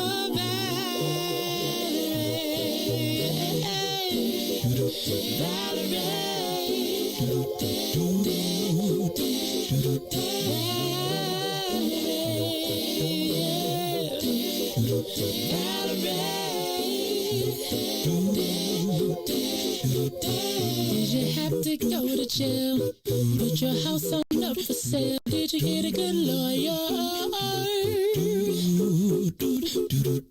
I hope you didn't catch a tan. You are listening to the Maze Jackson Show. I'm your host, Maze Jackson. Now, look, y'all, I know we got a hot topic, but we got a hotter topic going on right now because we're going to be on this Roe versus Wade for a while. But you know what? In the building, I got my man, Brother Tyrone Muhammad, and I got his right-hand man, Brother Gregory Sherman. Let me do it. Oh, I got to do it right. Gregory. Man, Greg, hold on, Greg. Greg, let me talk to you. I know. Don't let that Maze Jackson ruffian influence you, Greg. Me and you, we have a connection, right? Right, Greg, and we understand that. You and I hate when they do they talk to you and then they be nodding like you supposed to. No, nigga, I ain't with that. Put you to sleep. Right. Yes, Gregory. K-Shot. I'm going to have to bring that back one day. That's one of my classic moments. But, y'all, this is the Maze Jackson Show. And I got, I ran into my man the other day. We was over at, shout out to Melody Winston. We were over at Norm's on 43rd Street. and I was talking to my brother about building an alliance. Because when we talk about the ex-offender community, I don't even talk no more. I was like, holla at my man, right? And when this cannabis fight go down, I really don't talk that much no more. I was like, holla at my man. So when I got this text, this flyer, and I said, y'all having a versus? What you mean y'all having a versus? Hold on. Now I done seen, what was it? Teddy Riley versus Babyface in versus? I done seen, what was it? Brandy versus Monica in the versus? Hey man, you drinking in my studio, man? Hey, man. Hey, dog, what you buy? You about? You know see, what? see, I'm violation. bogus. See how No, brothers but do? See, it be your that's own my bad. people. Hey, It's the- your the- own the- people. The lady made this. See, look, and now you about to give her ad too. Now listen, See, this look, is the she gonna get a free problem. ad This too. is the problem. She gonna See, get a free ad too. He gonna promote Dunkin' Donuts. Ain't gave I us see, a look, nickel. look, we gotta get money. This don't have She no ain't gave me a label. nickel. Listen, this don't have no label on it. It would You be don't no even show in the know. morning. You understand? We need to figure out how we go at Dunkin' Donuts and get them to pay this sponsorship money because you've been promoting them, and I'm gonna be the agent to make that happen. All right, we gonna eat. We gonna eat. See Look, what I'm saying? that pivot. This He is done how it go. he done got I political. done Look, learned. that's He done called taught in me how politics. to That's do called that. a pivot. He taught me That's how called to a do it. pivot, right? When you want to talk, when you about to put somebody on, Riis got it down too. He just do it the street pivot. You just did the political pivot. But nah, look, y'all. So we got a versus coming up tomorrow. Tomorrow, and this my cousin was like, dog, found out about the verses. Right. I was like, because I ain't never seen a verses like this. Now, what you got going on is the Support Your Local Weed Man movement is versus is Sunnyside. Ty, what the how's this working? Explain it to me. Let me just say this real quick. Ramadan, Eid Mubarak to the brothers that's been fasting during the month of Ramadan. I just want to give y'all a shout out, man, for y'all successful Eid.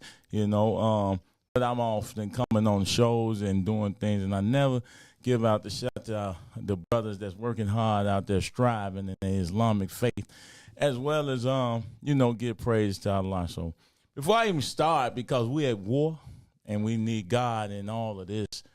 And you may call him Jehovah, Yahweh, in the name of Jesus, Abraham, but it's only one God. So I'm going to say, A'udhu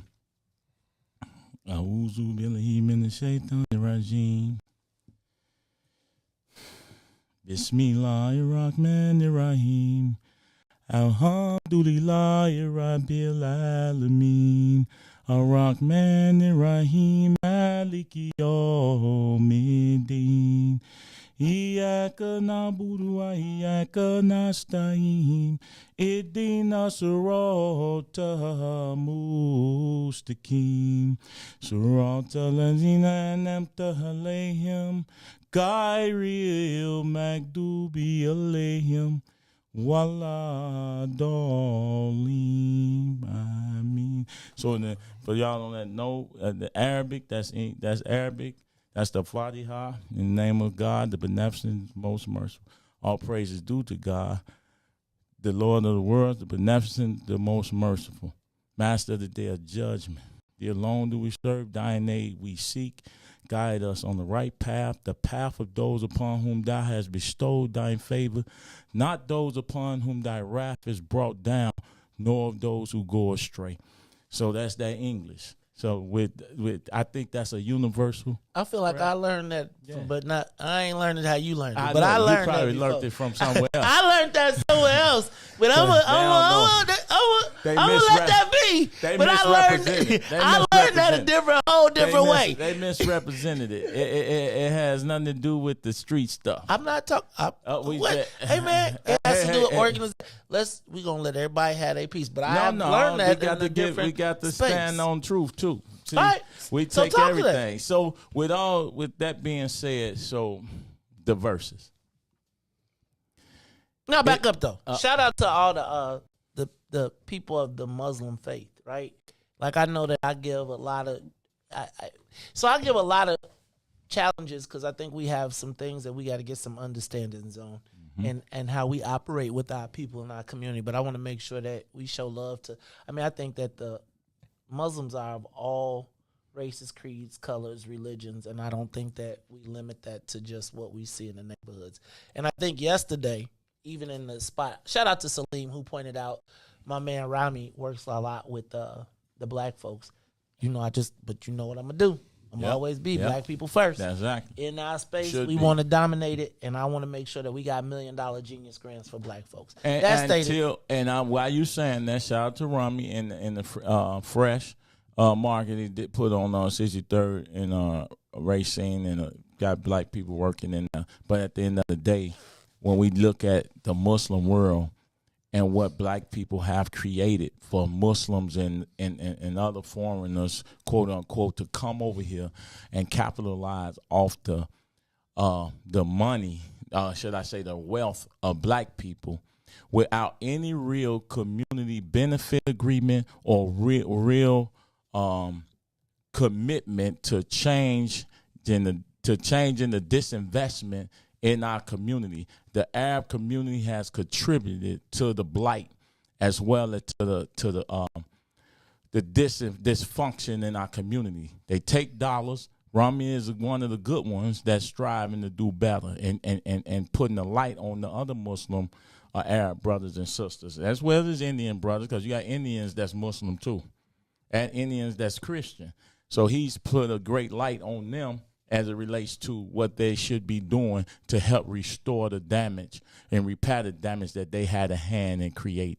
So we're gonna hold the community accountable in the coming months and continue to build and see if we can create Maze and alliance that allows those billions of dollars of wealth to also help build and repair. As we talk about what white America has done, we're going to also talk about what all these other communities and have done to us and come into our communities and took our resources without giving back. So we was at the bar the other day, and just so y'all clear, Brother Tyrone would not have a drink. I tried to hit him with the man. I couldn't get the brother to get a glass of water at the bar. So it's all good. I ain't even tripping on that. I respect that, right? Yeah. But you called me when you was telling me about this versus. You had a unique perspective as to why you were doing it in Wrigleyville. Yeah. So let's back up. Yes. Because tomorrow, 4 p.m. until, there is a versus, support your local weed man versus Sunnyside dispensary. Now, help me, bro, the logic of why you did this here, I was like, dang, I should have had my cousin here with me because he would have vibed on this. Talk to me about why y'all are going to have this versus at Wrigleyville, and tell me first of all, tell me about the versus and then tell me why Wrigleyville. So the versus, Sunnyside versus support your local weed man.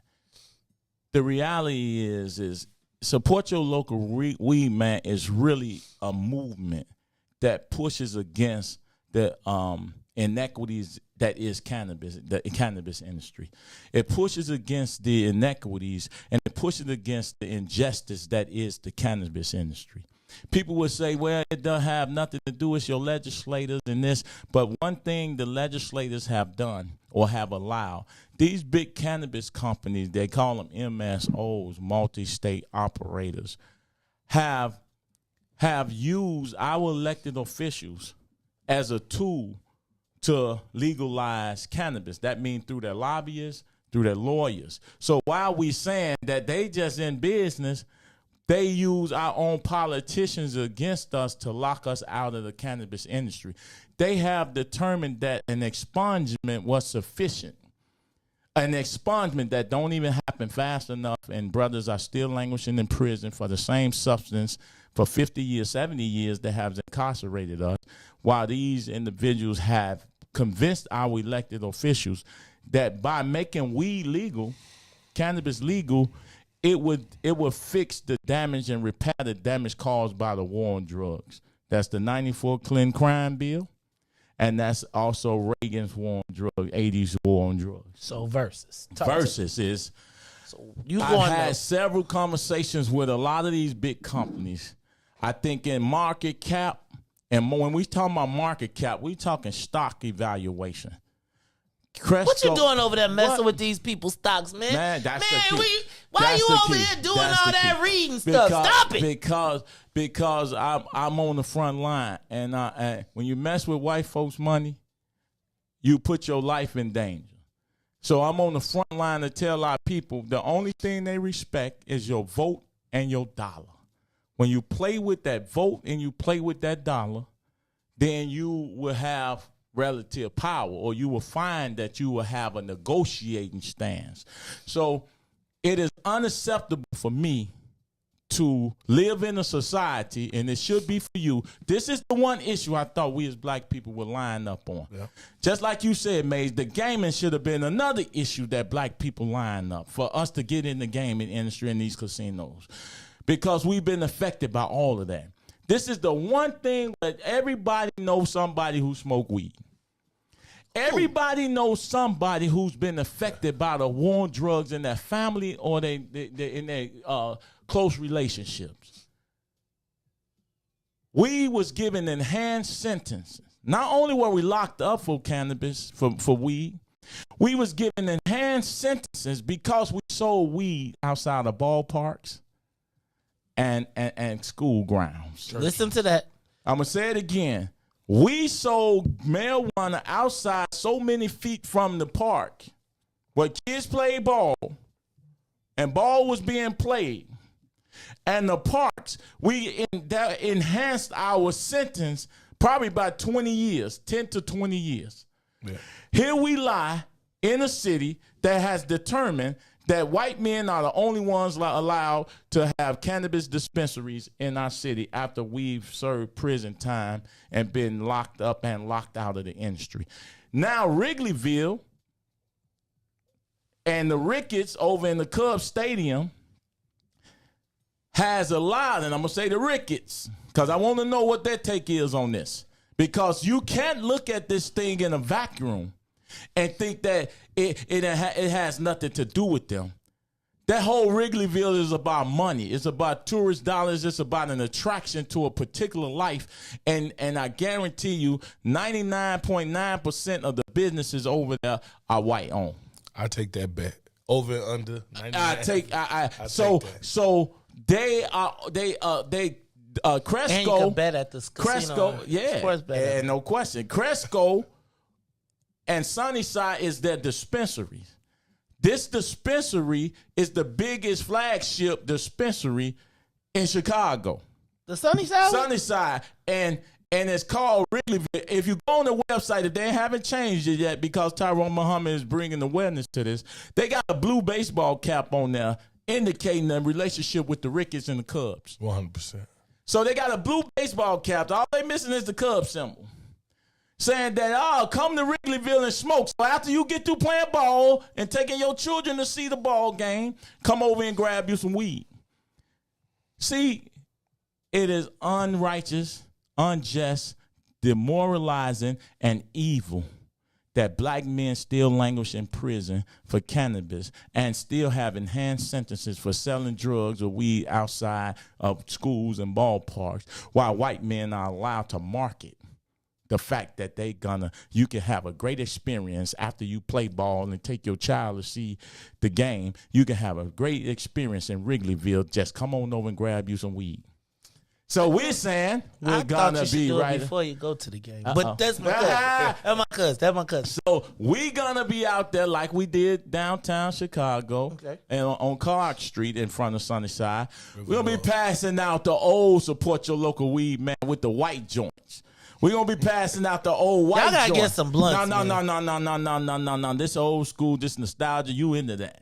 I got this. It looks so good when you on camera, when 200 blunts are firing up at the same time, that old school white. See, our children mess up because they got all this weed. They have enhanced it so much that they can't even get high off a joint no more. That's a problem because you done messed your sales up so bad. Dang. You putting the whole dime bag in the blunt. The dime dime bag. Uncle and them used to have the dime bag. Man, last first of a all, whole week. hold on. And the top paper. Hold on. Now, right, dime let's bag go. back in the day used to come in the manila envelope. There'd be pillows, remember? And they'd be like, you got to fold that bug twice, depending on, then, now hold on. And then you open it up and then the seeds will roll out first. Yeah, exactly. But let me back up. Let me stop this. Yeah. First of all, I'm 51 in this joint. Hold on. I remember when you used to go on Springfield and you get your weed served to you. My cousin, and they'd come out with an AK-47 and you'd be like, what? I remember Big Sweat. I was like, Big Sweat, we just Guess came. what happened? Hold on. Go ahead. Let me do this. Who got their phone on? Who Who got their phone on in my studio? I don't have All right, look. Let me Riis. say this. Thank you to everybody from WBGX 1570 AM. We want to thank you all for tuning in for us every day, 6:30 to 8. That is our Saints. Now, Saints, y'all can stay tuned. We're going to come back to the abortion conversation after we finish our conversation with Tyrone Muhammad. But I got to tell you, I thank you for tuning in with us every day, Monday through Friday, WBGX 1570, or if you tuned in on the TuneIn app. All right, real quick. So, Ty, Gregory, talk to me about how does this versus work? And man, y'all gonna be getting people in trouble, man. Yeah, always. Dang, man. Listen, Look, man. Listen, you're saying we come out and they don't bother us. You can safe Negroes stay at home. We welcome you to come out. We welcome you to be a part of the change you want to see. We welcome you to push against the brothers, to help us push against the brothers, this system that has your brothers, nephew, cousin, fathers, and has destroyed your community over this plan. To come out and support and show your love for them, and to tell and to let the elected officials know that it is immoral, it is dishonest, disingenuous for the people who claim to represent us. What's her name? I ain't gonna say too many names. I don't want to get Mays in trouble. Wait a minute, what happened? You don't get me in trouble. Okay, that is the Tor Hutchinson and all these people who was the weed czars allowed for white men to be legal dope dealers in this city, while we still get locked up every day on the corners and the blocks for the same product. And this is why I want to point this out. Go ahead.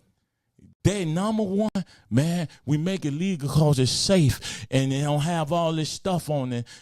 And the weed dispensaries, this is white folks talk now. The weed dispensaries. Didn't they just sell us some moldy weed? Yeah, always. They got mold because they can't move it like the cats on the streets. So the black market is still the fastest market.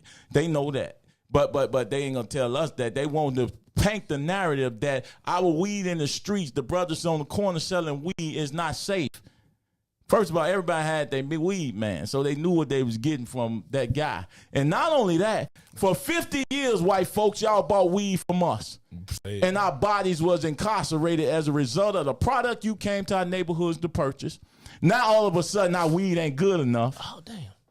Our weed ain't good enough now for white folks to come to the hood and get it. Because now white privilege says I can pay $30 taxes. I can pay 30% taxes on something. And then I ain't got to go I ain't got to deal with them Negroes. Look, y'all, I'm going to tell you. Some days I be like, what do people, first of all, we gonna pay get you 30% on something they can get for 30% less? Who does that? This is what I'm still saying. I thought that it was brilliant to host to hold it in front of the ballpark. Now I'm gonna call the Ricketts for you. Yes, please, because I'm coming to get them next. I'm gonna get on the phone. I'm gonna reach out to some of the Ricketts that I know. I'm gonna say you probably need to talk to Ty, right? Like,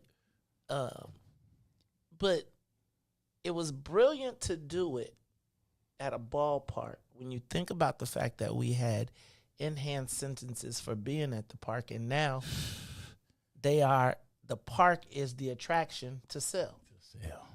Right. Right? Like the same things that we knew to do.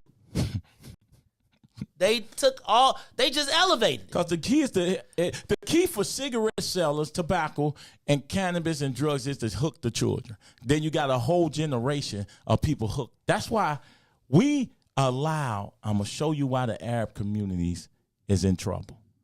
And they got to pay for what they've done.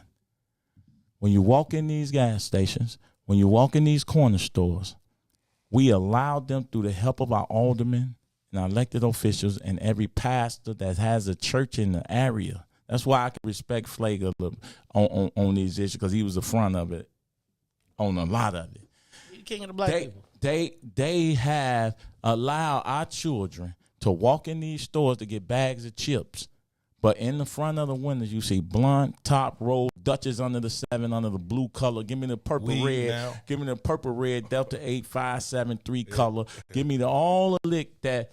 Everything we entice our children, Joe, and we didn't do nothing about it as black men and black people. We watch them create dope heads out of our children, and you wondering why they killing your fool butt, and you wonder why they carjacking your fool ass, because you run around here and you watch this stuff and you have no voice and you say nothing, and then when we stand up for it, you don't even come out to support and help us to stand when you don't even voice your opinion on anything. So check this out. Case in point. I went into the gas station on Cicero, 76 in Cicero. Stopped to get gas. Walked in. You know, I used to go to the gas station. It was chips everywhere. It was everything. Man, you couldn't find nothing but gummies, pre-rolls, Delta 8. Man. And I said, hey, man, how that selling? He said, man, it's going off the chain. It's going off. We can't keep it in the store. And I was just thinking to myself, the only people who ain't eating is us. Always. Us, and this is the last thing I'm gonna say, and then I'm gonna let you get a close, and we gotta let Gregory talk just a little bit. Gregory, it is amazing to me that we still have not figured this out, and the game is to keep on stalling. Because if I was the white boys right now in control of the cartels, everything that's happening right now works perfectly for me. It works perfect. What's crazy is ain't nobody talked about the cannabis cartel. Crazy story that is crazy true. That I don't know how black elected officials, I don't know how cannabis is not an issue in the governor's race. Yep. Like, I don't know how. Billions of dollars. I don't know how. Dude, like, I looked at the D2s and everybody got 5,000. And so that 5,000 I just want y'all to be clear. If I was a cannabis billionaire or millionaire, I would give everybody on the list could get $5,000. And I just think and that's it. That's why it's so not an issue. crazy to me. That's why it's not an issue. That nobody, like, and I'm saying, like, he know we got this whole primary. Like, y'all could just jam him on the primary because he's going to be scared for the general. I'm going to be there. But our black elected officials right now, and I'm trying not to throw y'all under the bus, but I mean, y'all have an opportunity to leverage dude. Like, he knows he needs black people. And as Richard Irvin starts to spread on the Republican side, if he becomes the nominee, y'all gonna have a problem. And so it seems to me like somebody should be telling him, like, yes, all the people have. Remember, I want to police. Can I tell you though? Yeah, go ahead. Can I tell you this? Can I tell you that they have created a space where we are going to ignore our own selves this whole cycle. Like, y'all don't have to be against the governor to be like, man, you have an opportunity to fix this. What is in it for the black people? Like, why is everybody still... Think about the lieutenant governor on the first day of cannabis went out to go up to Sunnyside to open a joint up, you hear me? And we ain't got none. You hear me?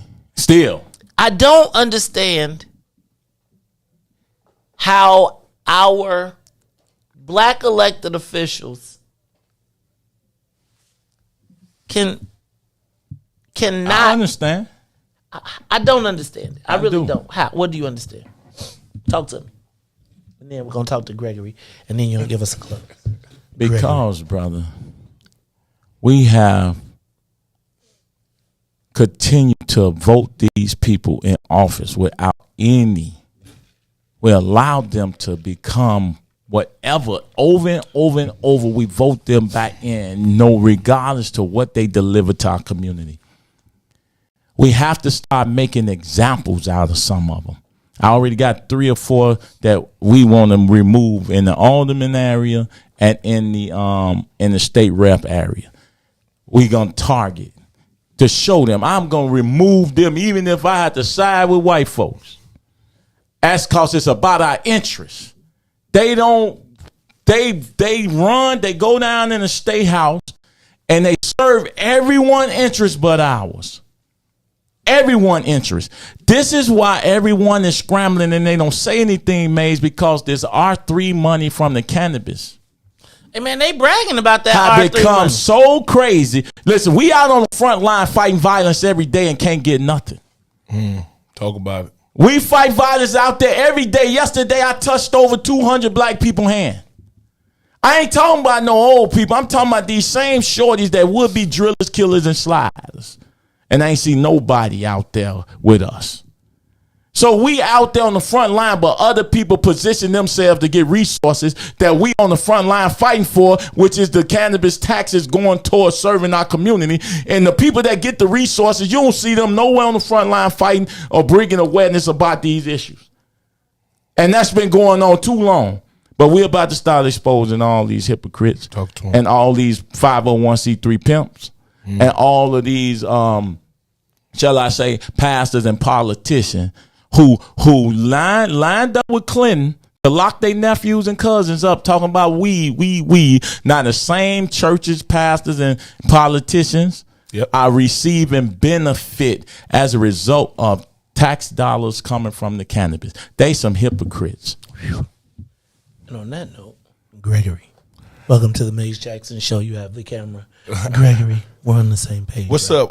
First of all, shout out Cubs and White Sox. It's the Crosstown Classic. Right. So Wait, you shouted out the Cubs? No, I'm saying because that's the game tomorrow. Oh. I understand it's Crosstown Classic, so we're going to be down there with the whole city, the South and the North. Come down, support your local weed, man. We're going to be right down there at Sunnyside Dispensary, 4 p.m. until. Maze, I take this issue personally. I missed my daughter being born for a weed case, right? On my background, I got maybe 12 weed arrests. You understand? So I missed my baby being born for this product and probably missed another 3 additional years of her life for this same flower. So when I heard the brother first speaking about it, it was like light bulb and a fire went off on me. It's like I can't sit back and let them sell dope, bro, while they kicked in our doors. You old enough to remember what they did to us for weed? If you had this much weed, they took your car. Then they took the keys to your car, went in your crib, listen, and it's all in context as we talk about them reversing the vote, right? And doing whatever they want to do to our community. Clinton, and look it up, Reagan, one of his most famous quotes was, marijuana is quite possibly the most dangerous drug known to man. When they was doing this is your brain on drug commercials, when they was booking us, bro, at an alarming rate. And then as Ty said, if you got caught anywhere near a park, that's a delivery, right? You went not from people trying to paint it, it was always a slap on the wrist. Let me give you facts, right? A little small possession was a class 4. But then they got slick. They started doing delivery of cannabis, meaning they'll send the slick boys, Riis, they'll send the slick boys into your neighborhood and you have to, and then do a transaction with you, right? That got upgraded to a class 2 felony. Now you put the park into that equation, and now you went from this nickel bag of weed you sold to this white officer to a 6 to 30, bro.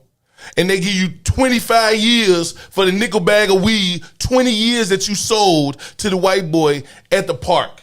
I'm telling you, I'm passionate about it because I just told you I miss my baby. Where y'all at, black men? I know hundreds and thousands of people, black, brown, that I was locked up with the same story as me.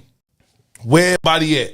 Don't nobody got no balls, bro. Don't nobody got enough nuts or courage. But we'll kill each other. We'll kill each other over nothing. And here these people are making billions. Last year, $2 billion was taken out of your community because the Boris Jordan of Curaleaf, a Russian Boris Jordan, one of the top 3 cannabis distributors in this world, was, and with Ukraine going on, nothing even affects this dispensary. Nothing even affects this Curaleaf and the dispensaries of Curaleaf with the billions this man made. This man said that Arizona represents a $4 billion black market.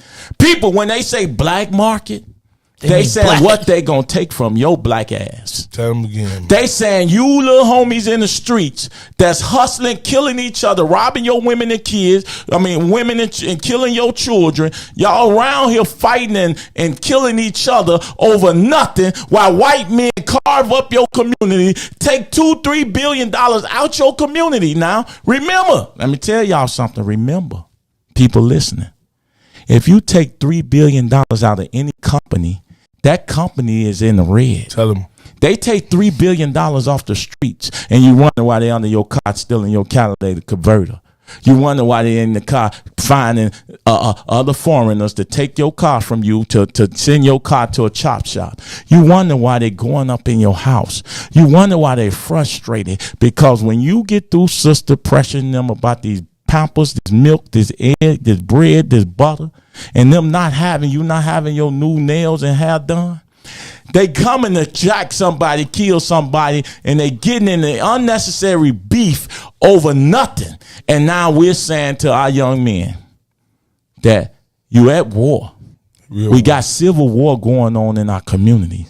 While everybody develop, you're not on the construction sites downtown. It ain't a black and brown issue, because our brown brothers, when I ride construction sites, don't say we got 10 jobs on this site, get 3 to black brothers. It's blacks and whites on those sites. So stop talking that black and brown when it comes to economics. They do not include you in their stuff. So now when it come to us, you can't develop in our community, and you're not opening these dispensaries in our community unless we own it. Now you tap dancing aldermen that think you're going to let these people come in these communities, that even after we get these dispensary license, we fought hard on the front line, bro, for these licenses to happen. That's the result of the work we do. And we don't hear the black people that got the license, that got the grow, that got the transportation, giving us no honor, giving us no love, putting anything forth for us to continue to fight for violence prevention and all the spaces that we do and behavior modification of these young brothers that would do kill, drill, and slide. We don't hear them, man. So let me stop you right there. Because that, my friend, is why there needs to be an alliance. See, people will play dumb. If you let them play dumb, they'll play dumb. Right? Everybody be like, I don't know. I don't know. Hey, man, ain't nobody say nothing to me. So let's give a forum where you don't get to play dumb. Let me say this. And I have kicked black ass all up and down this whole cannabis thing, only to see that even those of us that got it didn't get it. Right? Even those of them that got it didn't get it, because this whole joint is wired against us. We have to be in a space, and that's why I said, and I told you what I told you the other day. We have to get to a space where we recognize we have a common enemy. So shout out to the Cannabis Coalition. Right? The Cannabis Coalition, and when the owners get their weed, and I don't know what the exact Who's the name. coalition? I don't know what the name is. Because they don't. Shout out. They have to come to the table. But that's my point. But that's my point. No, so like they not true social equity. If you don't include formerly incarcerated men at that table who created the market so you can pimp off of, then you are a problem. So let me back up. Say those most affected by the war on drugs. So here's who my most point. affected than the people who did time and the family members of the people who did time. I'm not debating that. No, I'm not debating that at all. What I'm telling you is there has to be a forum in which, because I'm going to tell you, say I grew up in Bolingbrook. I'm gonna just use the both. You shouldn't be true social equity. I ain't trying to be a social equity. I'm black. I'm not trying to be. I'm gonna be black. Like true. So see, and again, like therein becomes our divisions, right? Like the fact of the matter is, black people, period. Whether it's my family, my mama, my daddy, my whoever, my cousin, my actual cousin, we've all had somebody that impacted this. What I don't want to do is exclude the black people that want to get an opportunity. What we have to do is be like, in their thought process and in their mind, we got to say, remember how I told you on every one of these things, we got to that got to be part of the answer. Like when we come together with the answer, we got to come to the answer with everybody. But it got to be both ways, Maze. You can't say when it comes to Latinos that's undocumented that they have to get in line because we was here first. You can't say to an ex-felon who's been affected by the war on drugs that they violated and victimized my family and locked me up for this flower, but white black folk that never been infected or victimized just see an opportunity to capitalize capitalism on the same product, gets in front of ex-felons. See, that becomes another issue. So I think we got to. So I don't want to cut you off. This is what I'm gonna say, and I think that this goes into our space of where do we all fit in our ecosystem. I believe that the ex-felon or the ex-offender community, you got to tell us who your people are. Like, who are the people that need to be put into that space? Who you've designated, right, as the people. Like, and I feel like the ex-offender community has to say, this is what our expectation is. We don't have an understanding amongst all of us. I'm saying, but first of all, outside of you and the coalitions that we have created, that we know of, first of all, to even say that a person like a Tyrone Muhammad shouldn't be the cannabis czar. A person like a Tyrone Muhammad shouldn't be the violence prevention czar. A person like Tyrone Muhammad shouldn't be the prison reform czar. See, this is what I mean by when you say in spaces. They know who out here in spaces and fighting. I would argue with you that they don't. This is my name. I guarantee you they know. I would argue. Intentional or unintentional, the result is still the same. And I think we let them pick. Instead of letting them pick. They pick who they want. But instead of letting them pick, we pick. What makes, I would say argue, and I would just want to pose it to you. What make a Toy Hudson the cannabis czar? She never sold dope. I don't know. She made it used. I'm sorry. She never sold it. No demeanor. I never seen it in the street. I've sold 100 million pounds of weed. So I say again, what's the requirements to be the cannabis czar?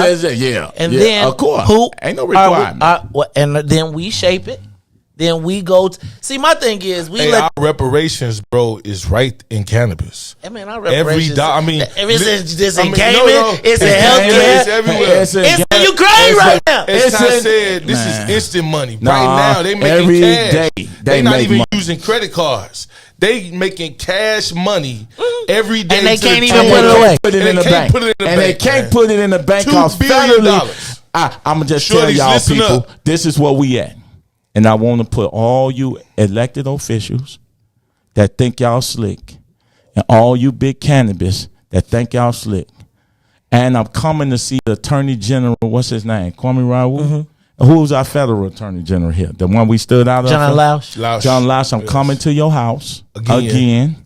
And I'm asking for a federal investigation on the dollars that's spent by these cannabis companies, on all of these elected officials who locked black people out of this here, our own people. I'm asking for a federal investigation, and we're going to Washington if we have to walk, Maze.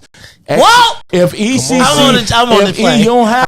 if ECCSC has to walk to Washington, we asking for a moratorium on the expansion of cannabis until we fix the damage that was caused by the war on drugs first, and reparations due to the families, the communities across this country first, before you can even begin to decide to legalize it. And I'm asking that every bank that our people bank at with this injustice that has happened to never allow cannabis money until they fix the damage. Because if you accept cannabis money, banks, you are tacitly accepting mass incarceration of black people and the death and destruction of black people. And we want all the trillions of dollars of property that the government took from black people back.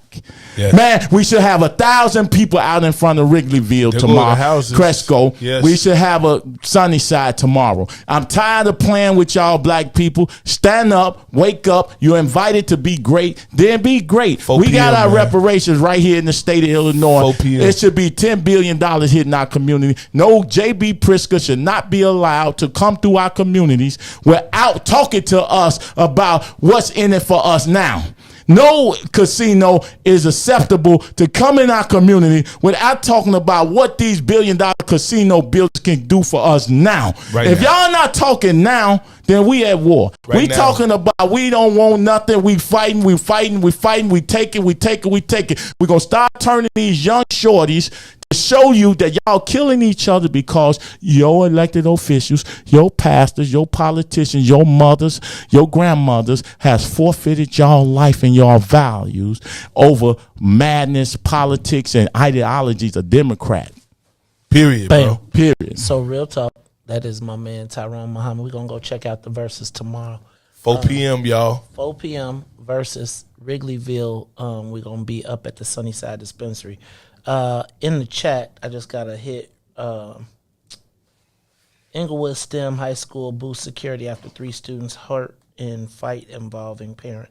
The people. The sisters asking me to tell y'all to go check on it. And so we're going to put the ESS. And I want the sisters to know that we have made so many attempts to be big brothers to these schools, these grammar schools and high school. But let me tell you something about your teachers union. And let me tell you something about your elected official who legislate against ex-cons coming into school to save those young brothers who be emulating us, who want to emulate prisoners, ex-cons, who want to emulate us.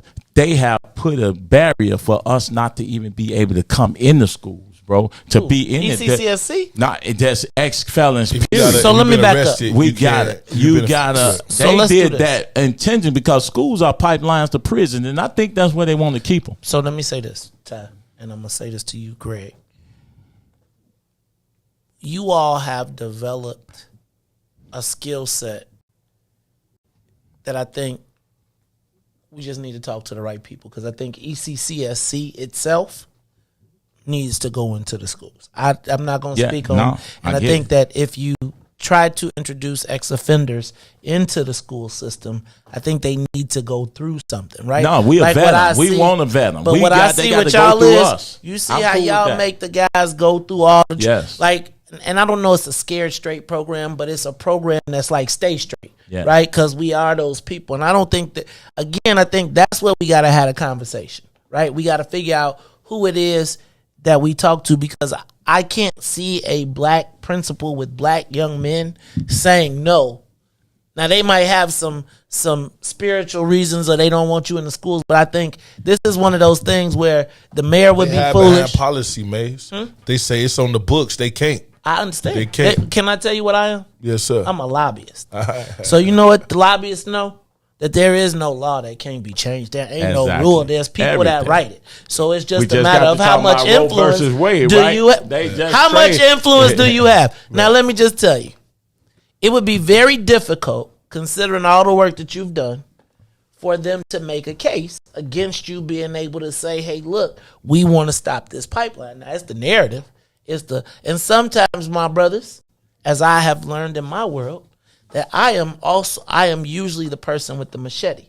And sometimes you need a scalpel to achieve what you want. The goal is not for me to kick the elected officials' ass in the community. My goal is for ECCSC to be able to have an impact on them young people. So maybe you ain't going to talk to the people, right? No. But maybe that's my job to go in and be ambassador. Talk to them because I don't have time to play with them. Which you don't. No. Right? That you don't. Because they trying to send you to Inglewood now. Yeah. But if that's an issue, that's something we need to put on. And I bet you somebody listening right now is probably saying, all right, man, if we don't got to be at war, let's get you in the schools, because there is a way. Now, there's other relationships that have to be built along the way. But I think the number one priority in my mind with all of this is to get you access to the young people.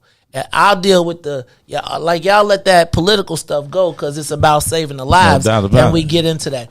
Let me say this real quick. Go ahead, because you done took out. You did your filibuster. I just wanted to get an address. 3524 North Clark. 3524. So 30, come out and be a part of the change you want to see, man. We know our family have been affected by the war on drugs, and we continue to be affected. It's no coincidence that your your children's fathers were snatched off the streets, man.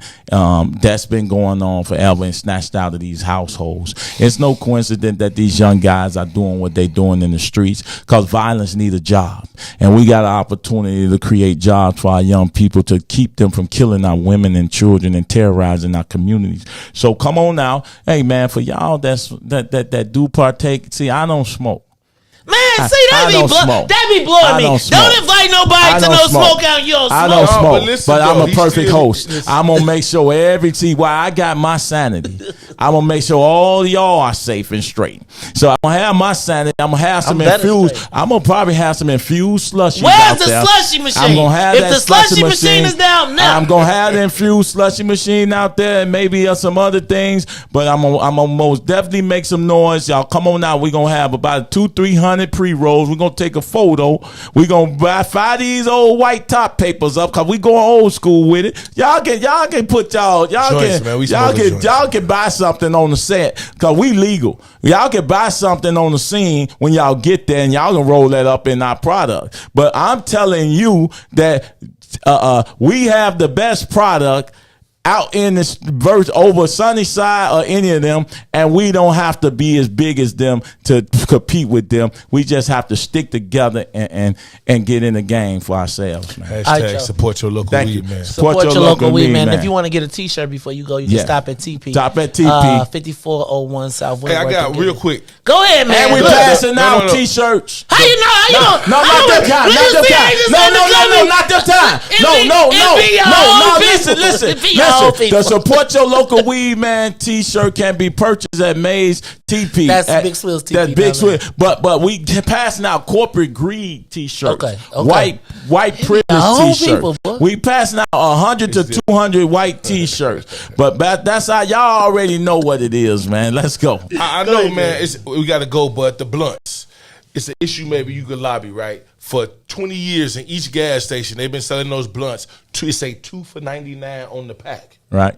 How do they get away with charging us in our community that much money each package? It be 2 for $99. They put the sticker right on top of it. You'll be like, dog, it's pre-priced. It said on there, 99. They be like, you know why they can do that? That's your Air Brothers. You know why they can do that? Man. Because we ain't shut them damn stores down. For 25 years they've been doing this stores down, and we let them do that to us. They gonna keep pricing you out. Yeah, well, I would say. I would sell you spoiled milk.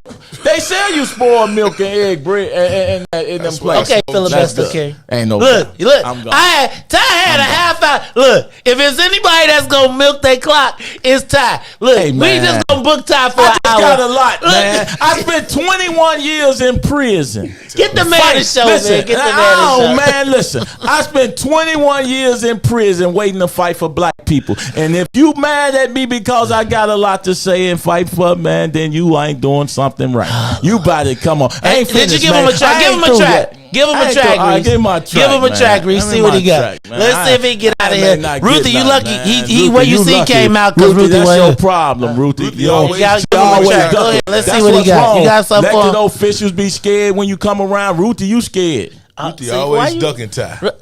Ruthie said she ready. We're going to do that live at the Obsidian. Y'all going to do it on the stage. We're going to have a battle. And we getting a new DJ because DJ is supposed to be on the spot. Riis be on that weed. He be on that weed. That's what the hell. These young folks are slow. You be on that weed. Hey, listen, they slow. They on that. They on that. Wee. You got me some, Riis. Our people was on. You want a track? Our people was on. Yeah, give him a track. You ain't got a track for him. You thought we was playing? Yeah, get a track, man. Come on. I'm trying to get him out of here so I can get back to abortion. Hey, man, abortion. Man, kids dying now. Hey, man. You're talking about abortion, and we gonna lose 1,000 babies this year. Hold on, wait, man. We I'm at back. 200 Hold already. on, let's go. I'm staying to abortion. Hey, listen, we had 200 people dead right now already. 98% black. Y'all talking about abortion? People dead this year. You know how he said? Y'all gonna be, but you with Lori. You know how he said? No, I ain't. I'm with my interest. I thought you said you man, was with Lori. I ain't got no political but ex-cons. Okay. Listen. I listen. You Give talking me that about track, practice? Man. You talking about practice? You talking about abortions? Riis, you talking about abortions? You tripping, dog. You Bro, blowing it. We got black boys and girls dying right now. Could you get a man the track, please? And y'all talking about abortions? Can we get the track? Something that ain't even came to life, right? Hey, Ty. Man, come on, man. What you doing? You heard Riis. You hear Riis. Look, there you go. Right, Riis blew it. It is the Maze Jackson Show. Thank you, Maze, for having us, hey, bro. brother. Always, home base. Appreciate it. Now you want to get a track. I ain't got nothing. See, now you going to get us blocked. Look, go ahead. See what you got. Ty. Go ahead. You ain't ready for the shook ones. Let's see. That's that old school ready. They the shook ones. Tell them how they the shook ones. Let's see. Yo, honey, son. I mean, ride, and then I be fly. I'm about to bust it. Don't give a cause you can't trust it. My name Maze Jack, and I'm about to rap, cause I be kicking tracks and I do it like that. I'm blacker than black, and that's a fact, cause I be Sunnyside. I'm about to be right back. I'm about to get the crack, then I'm about to hit the. Don't know, but I'm about to hit the. See, I came from the 80s, the 90s. Don't give a, cause you can't be beside me. I don't know no raps, cause I ain't. Look, Ness man. To Inglewood, look, my bars, you know it's all good. Look, shook ones, you don't understood. What we got to shut down Sunnyside for good. Look. Hate all you won't participate. No Skills participation. Like this, my man, we not fakes. Not Quick fakes. Clan games, my man, we not Jake. Not Jake. Doing that guy, bitch, you still snakes. No Look, snake. we don't really care about the truth because we keep doing the same thing with no proof. Laid back, chilling for good. Laid back every time, don't know it's understood. Look. I'm gonna keep coming, my man, because I got the microphone up inside my hand. Let me grab that mic. I'm about to rip. Voice. Oh, see, I was about to rip my joint. See, I about to grab the mic and I'm about to rip, up. cause my name Maze Jack and I ain't got no script. Hey, that shit ain't on the paper. That ain't what he said. Hey, dumb. Hey, I'm sorry. All right, y'all. You got the gong. 51 I sound back spit, still raising shit. If you don't like him, my bars is so legit. I'm gonna keep doing my man, I got flavor. Skills like this, my man, you about to save it. All right, look, y'all, we gotta get up out of here. Be the truth. We get out of here, my man. We got proof. There it is. That's it, man. And we got Greg. We got Tyrone Muhammad, ECCSC in the building. We'll be back after these messages. What's in it for the black people? That's what I'm talking about. ECCSC.org. Peace. The Maze Jackson Show. We'll be back after this break. It's official West Suburbs in Chicagoland area. The Naperville Soul Fest is back, featuring a live performance by Avery Sunshine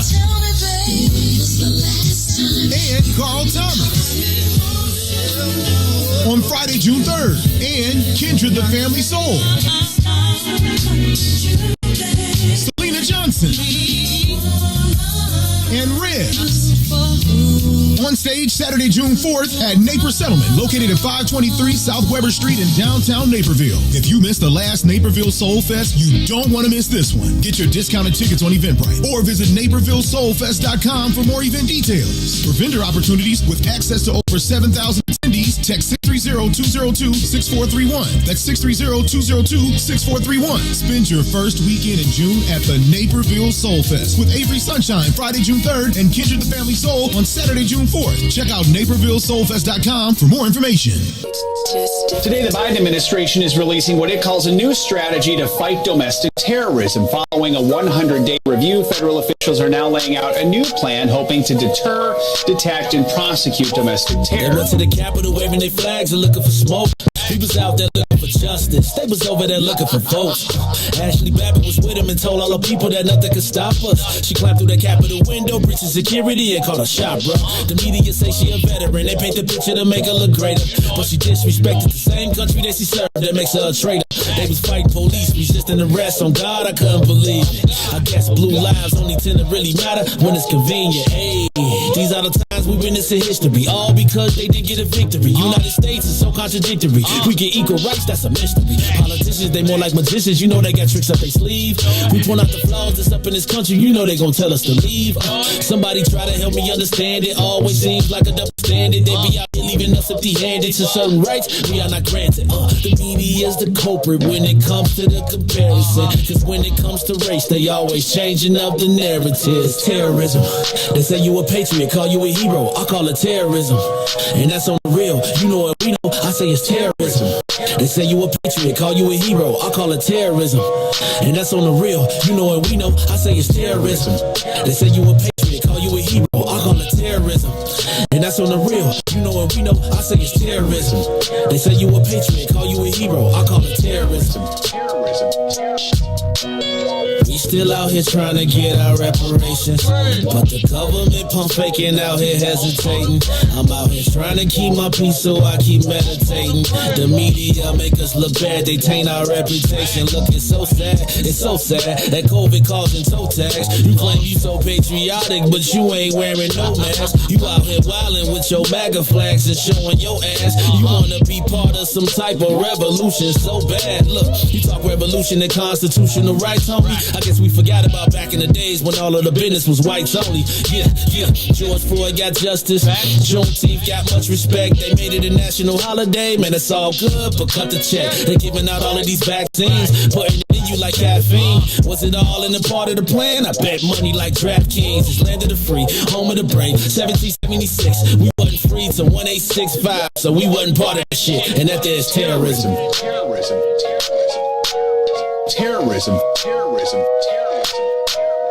You are listening to the Maze Jackson Show. I'm your host, Maze Jackson. Got my man DJ Riis the rule in the building, and y'all, it was that Tyrone Muhammad. They be cracking me up. We going to the y'all going to the smokeout? You going to the what they call it, the verses? You going to the Cannabis, Riis? If I'm free, I might stop. If you free, stop by, yeah. See, I might have to stop by too. Even though you see a man, I was trying to sell some T-shirts. He gone. We giving them away free. Thanks, man. Nah, I'm just playing. Shout out to Tyrone Muhammad. Ruthie. I'm telling you, he said he wanted to battle. Why he want to battle Ruthie? I don't know. I got like a personal vendetta. No, it's like, you're right. Where you at, Ruthie? Did we finish the conversation on abortion? Anybody want to talk about abortion still? No, but we obviously got 4 callers that's been on hold for an hour. Okay, so we're going to take their calls because them calls done cost me like $500. It's the Maze Jackson Show. Caller, I still want to know, where are black people on the issue of abortion? Give us a call, 872-259-7474. What's up, caller? Hello, are you talking to me? Am I on? You are. Hello? Okay, great. Hello, how are you this morning? I was listening to Tyrone. Hi, I was listening to Tyrone, and everything he said he's a powerful brother. You were talking about abortion, so that's what I called in for, or the Roe versus Wade. So I called in for that. And then I had to listen to Tyrone. He had some very interesting things to say. I will say this to Tyrone Muhammad. This is Rosita Chatanda. The idea that mothers and grandmothers were out there doing anything other than working very hard, and maybe not without the support of men who probably were incarcerated, ran away, or did something else, to say that mothers and grandmothers were somehow the culprit that's the only thing I disagree with. So I'm going to say this about Roe v. versus Wade. In the abortion, the number of black babies aborted could fill a couple of cities in America. And what we have when we talk about systemic violence, we're talking about a lopsided kind of population of people, because the only people for the last 20 or 30 years who are having multiple children and having plenty of children are our least educated people. Those are the ones that are having babies after babies and don't mind having them. Our middle class women, in many cases, have gone to college and have decided either they want one or two or don't want any. So this is a problem when we look at the population of young people that we have out here. I am totally against abortion. I know women from that era because, see, I can look back when the laws were changed. And all these young girls, black, white, they started running and having abortions. I know people that have 6 or 7. We need to be talking about birth control. Years ago, our parents didn't have all these different varieties of birth control if you don't want to have children. Today you do. There's probably 99 different ways you can prevent having a baby without actually going through an abortion, which is, I look at people that have had them, and I look at the trauma inflicted on the women. It's not just you run out there and do what you do and that there's no consequence to that. So we're talking about basically women innately. The worst thing that can happen to a woman is to lose a child. And the worst thing you can do to a person is kill it. Now, if we don't intercede and stop the birth, like this one lady was saying earlier about she had a child and they told her Down syndrome. Well, she went ahead and had the child. If we don't intercede and cut off the life of the child, that will be a human being, make no mistake. So we as a community, you talked about Mays, the Tribune, and how the white media. This is an idea promoted by the white media. Many times their ideas disenfranchise us or harm us in some way. We've got to have our own agenda when it comes to a Roe v. versus Wade. And we need our pastors, we need our church to stand up and speak for us. And we need our elected officials to speak for us because our agenda is not a white agenda. And we're suffering from the lack of doing everything they do. What they have works for them. And most of the time, it does not work out for you. So I just wanted to say that and thank you very much. Thank you so much, Rosita. And I appreciate all the work that you're doing. I know how much sometimes some of our people that are on the front lines, it's part of the reason I just like these fights, man. We got to figure out how do we get to our solution. Because it's like we got great people like that who could be so much more valuable to our community if they didn't have to be in war all the time. Carly, on the Mace Jackson Show, thoughts on what we've been talking about today? I'm anticipating having a guest. I'm trying to get Sib from Sib's Breakfast Club. But how are you? Greetings to you. Hey, Mama D, how you doing this morning? I'm good. I think that the Supreme Court's leak was accidentally on purpose to stir up potential Democratic voters to turn out for the midterm election, because white women are the swing vote, and if they go against white men or go against the church, because it is written in the Black History Bible book, whose hero is a woolly-haired man with bronze-colored feet to match his bronze-colored face, that children are a reward, that children are a heritage of God, and the fruit of the womb is his reward. And in America, there's a separation between church and state. Now, a woman has the right to choose not to be in a family way. She has the right to choose not to be a trinity, 3 in 1, part living egg, part living sperm, and part living what the egg and the sperm put together, called offspring, called a child. And men are part of the family. They are not all races. Some of them are husbands and should be part of the choice discussion representing themselves and the life of the unborn. A woman has a right to choose from all the birth control methods that did not even exist 50 years ago, such as birth control pills, patches, diaphragms, tube-tied.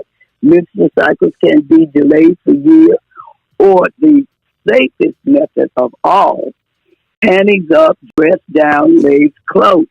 And what about rape? If you have sense enough to go to a hospital and tell a doctor to stop the life that is growing in your body, you have sense enough to go to a police station and tell an officer that a man has put something inside you and it hurts you and you did not want him to do it, that is called a crime. That is called rape.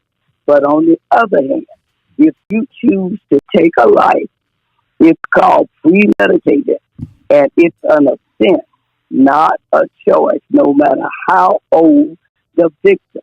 And when does life begin? When it comes to homosexuals and other couples, it begins in a test tube. So my question to you, Moses, who do you think will get the biggest bounce from this Supreme Court accidental leak on purpose? And do you think men should be in on the choice making? Thank you for your call, Mama D. I do think that this is I think we saw by the fact that the mayor released a fundraising email and we saw the politicians taking advantage of it, that it is going to be a Democratic boon or bring women out. I think that men should have a say, but women get the final choice. But I think there should be some considerations. As stated, I do think there are a lot of options before you get to abortion. And I do think that now if you have unprotected sex, they do have the plan B, right? Like, I just don't know if you got to get that far. I'm not saying not or whatever, but if you had unprotected sex, and you probably got a sense of if it went in or not. And if it did, then I don't know. But I'm not here to tell you. I want to know your opinion. Give us a call, 872-259-7474. Hey, can we do this too? Can you, before we get out of here today, we want to send a big happy birthday shout out to Vince Bass, one of my best friends in the entire world. He is, instead of having a party, though, he's selling, what's that goodie? What's that popcorn, man? The popcorn everybody addicted to. Suddenly, utterly Sutter or something like that. It's the ones that be coming in the bag. They got the cheese. And anyway, I'll get that for y'all in a minute. But y'all show Vince Bass some love, some happy birthday love. In the meantime, I'm going to take the call. Caller, you on the Maze Jackson Show. Caller? Thanks for taking my call, Maze. James, nothing dirty, nothing nasty. Nothing. Now, see, you gonna make me say something dirty. See, nothing nasty. Okay, I won't. I promise. I apologize for not hearing your whole show. I try to get to it because you always got something great going on. Thank you, brother. You had Tyrone, yes sir. You had Tyrone Muhammad in there, and I wanted to speak to him directly. Actually, the first time I heard of him is when he destroyed that nail shop. It reminded me of something I did back in '92 on Madison Street near Pulaski, in this Arab restaurant. They took this 8 or 9 year old boy $1. I gave it to him, and then I told him, "Now you owe me $1." And he was threatening to call the police. And I said, "If you don't get my money, it's gonna cost you a whole lot more." And he thought I was bluffing. I squeezed my hand. They had an outlet and a pipe with the wires in it going up to the ceiling. I squeezed my hand in there, and I started walking out the door and tore down the whole ceiling. My point is, this is something that we have to do when people make money. They get their money from our hard-earned dollars, and then they don't distribute any money back to the community. And on top of that, they disrespect you and try to rob you, and sometimes give you bogus food. And the other thing I wanted to say is, he said something about the illegals. I didn't quite catch that. Something about with the marijuana thing. I missed that. And I missed that part. I guess I'm gonna have to go back and listen again. But I wanted to ask him directly for some clarification, because I hope he wasn't saying, that they need to be included on something. They shouldn't be included on anything. Voting, anything. I mean, if you want to work illegal and pay taxes, do that. Black people work for free for hundreds of years. So if you want to come into America like that, that's fine. And as far as I'm concerned, if you come to America illegal, even your children should not be allowed to be legal. They need to go through a process. Come on, after all we went through, I'm not giving anything to anybody. I don't think we should. Come that's on how with I feel it, about it. That's my man. so, You did that whole thing without nothing nasty. James, I'm proud of you, man. I'm proud of you. Look, and Riis hung up before you could say it, because I would have been like, nasty. I would have been like, I got something nasty to say anyway. Now see, you about to make me think of something. No, we're going to let you get out. Look, the ladies, everybody we waiting on James to say something. I mean, it wouldn't be James if he didn't say something. Riis done hung up on you, though, so you got to wait. All right, y'all, it's the Mace Jackson Show. We got callers up there. Let's take to the callers. Callers, your thoughts on abortion. We talked to Tyrone Muhammad. I got some other stuff we're going to talk about before, but let's go to the live. Caller on the Mace Jackson Show. Hello. Hello. It's Jasmine. Hey, that sounds like Jasmine Stovall. What's up, Jasmine? How you feeling, little sis? Yeah, I'm feeling great, and I love the topic this morning, so let me go ahead and talk about it, because I think y'all need another perspective on it, right? Right. So I'm not sure who said, I don't know, I wasn't really to the name, but if you have sense enough to go to the hospital and tell them, hey, I was raped, then you should have sense enough to go to the police station. A little bit about me, I was raped, and I wouldn't go to the police station because they don't really give a shit, excuse my language, they don't really give a care about us, young black girls. And honestly, my rapist went out of town after he raped me. So what would I be able to do after that? I'm just supposed to keep a baby that a man raped me with? That a man gave me from rape? That makes no sense. That makes zero sense. And also about the Depo shot, that's another birth control shot. It was actually given and tested out in Africa, and it made a lot of girls in Africa infertile. And they gave it to us. They gave it to girls specifically in Africa to kind of stop them from having babies. And it was kind of like a genocide type of thing, but not really, because they didn't kill them. But it really did put a halt on the babies making in Africa, which was crappy in my opinion.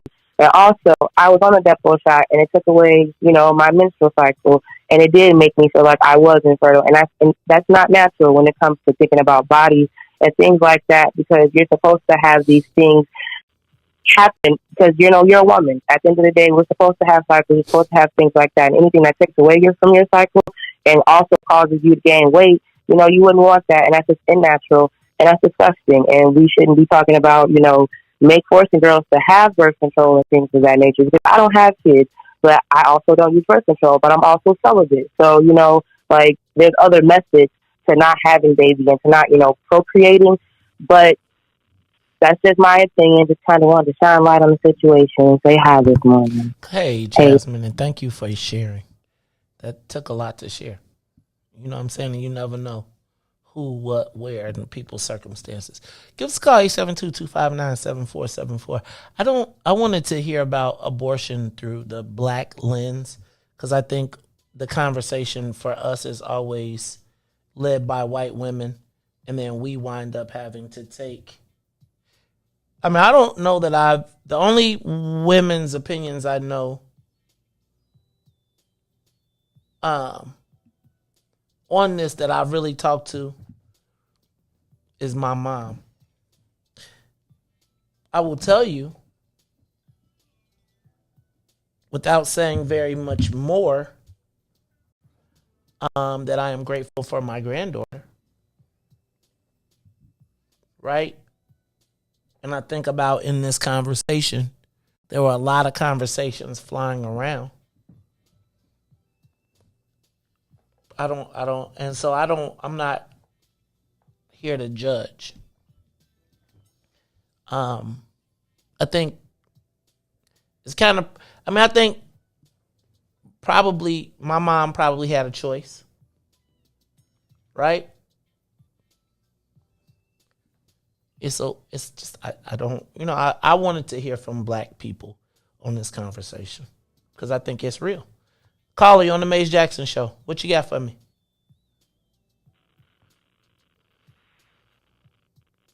Hello. Hey, caller. What up, man? What? Who this? Devo? It's Smitty out of Inglewood. This who? It's Smitty out of Inglewood. Oh, Smitty, what's up, dog? How you feeling, man? I'm cool, bro. Talk to me. I just wanted to make one correction to something I heard you say earlier, bro. Okay. Like, you said somebody from school reached out and said something about the incident that happened over there with the parent jumping on the student. Uh-huh. Well, what they didn't add is that me and my organization, the Inglewood Political Task Force, okay, and Mike Tidmore with Teamwork Inglewood, we were both first on the scene.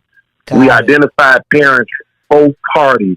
We quarreled that situation without the parents going to battle like they were going to do. And they hauled off the offender and charged her with battery of multiple students. Okay? So we are represented over here in Inglewood. I have nothing against Tyrone. Oh, beautiful, beautiful. Thank you, Smitty. I didn't know. For them to call that in as if we need his organization to come in and say, Inglewood, I don't want that picture painted about Inglewood. We have great representation over here. Okay? And I'm one of the main ones without the 501c3 money because I love my community.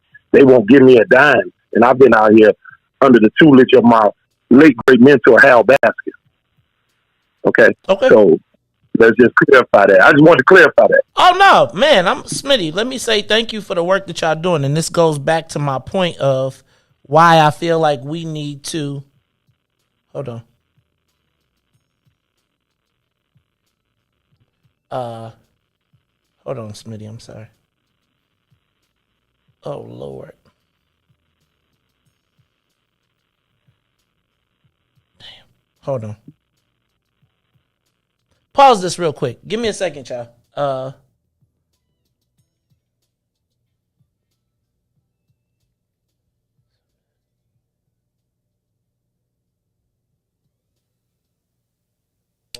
For Ruthie Moore, for Ty Stroger, I am the host of the Maze Jackson Show, asking every single day, what's in it for the black people? And if you don't like it, you can still tell them Maze said, Mayor Lightfoot, man, we ain't accepting that. We ain't accepting that. Let's go. Come back. Is Smitty still there? Smitty, hold on, my bad. So look, my bad. First of all, thank you, that's Daryl Smith, right? Yeah, right. Yeah, Daryl Okay. Smith. So that's Daryl Smith. Daryl Smith runs the Inglewood Political Task Force. He works very closely with my man Keith as well, and they are the people over doing the work in Inglewood. And I think that's part of, Smitty, what I was saying when I was talking about a little bit earlier. We got to get together. There has to be, like, we got to know who's doing what. And I'm not saying like we don't know. It's like sometimes, though, we need to make sure that we are all in communication, because you're right. The first call that should have come, or when people come, my first thought should have been, damn, let me call Inglewood Political Task Force, because they are over there and they are working and they are always on that thing. But I do feel like I want us to start. I just want to open up the lines of communication so that we don't have mistakes. Right. I just get tired of fattening frogs for snakes when you out here on the front line and then other people get the publicity and the money. And I'm not looking for money. If they give me money, it shall come. But I haven't received a dime in my 20 plus years out here combating violence and teaching people politics out here in this community. You know what I'm saying? And I got that from, again, my mentor, Hal Baskin, man. He taught me all of that. So hey, Smitty, I just want to direct it clear that we out here. And I'm going to honor that. And I want 100% honor that. And then what I want to do is I want to get y'all to come on the show. Right? And I want to be able to talk about the wonderful things that y'all are doing. So let's make that happen sooner rather than later. You got my son. I'm going to have Keith reach out to you. Have Keith reach out, and then y'all come on in here and let's get y'all in here either this week or top of next week, and then we can make sure, because I think we got to make sure that we are introducing people to what is going on the front lines, because I do think that is it.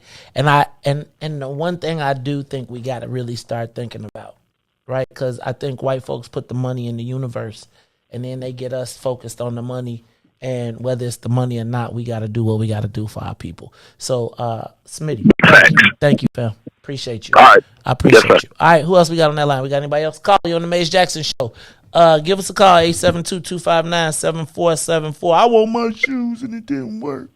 Give us a call, 872-259-7474. Where we at on this abortion? Go ahead, caller. Turn that down. Turn the computer down in the background. Caller, go ahead. Okay. Yeah. So my name is Claire.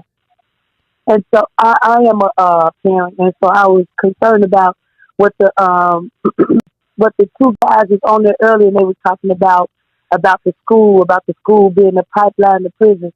I believe that because my son was in a situation at school, and there was no help from the school.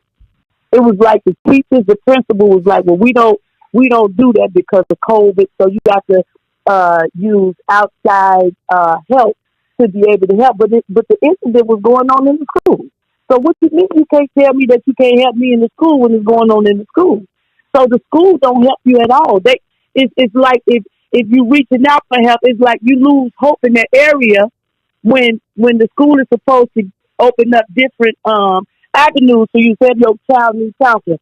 They don't have none of that.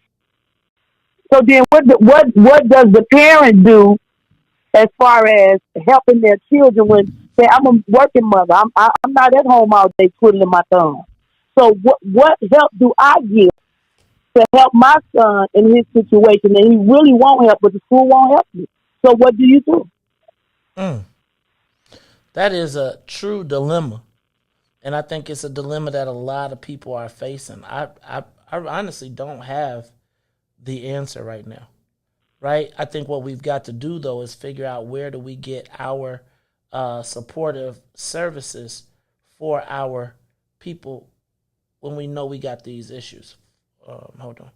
When we know we got these issues. Give us a call, 872-259-7474.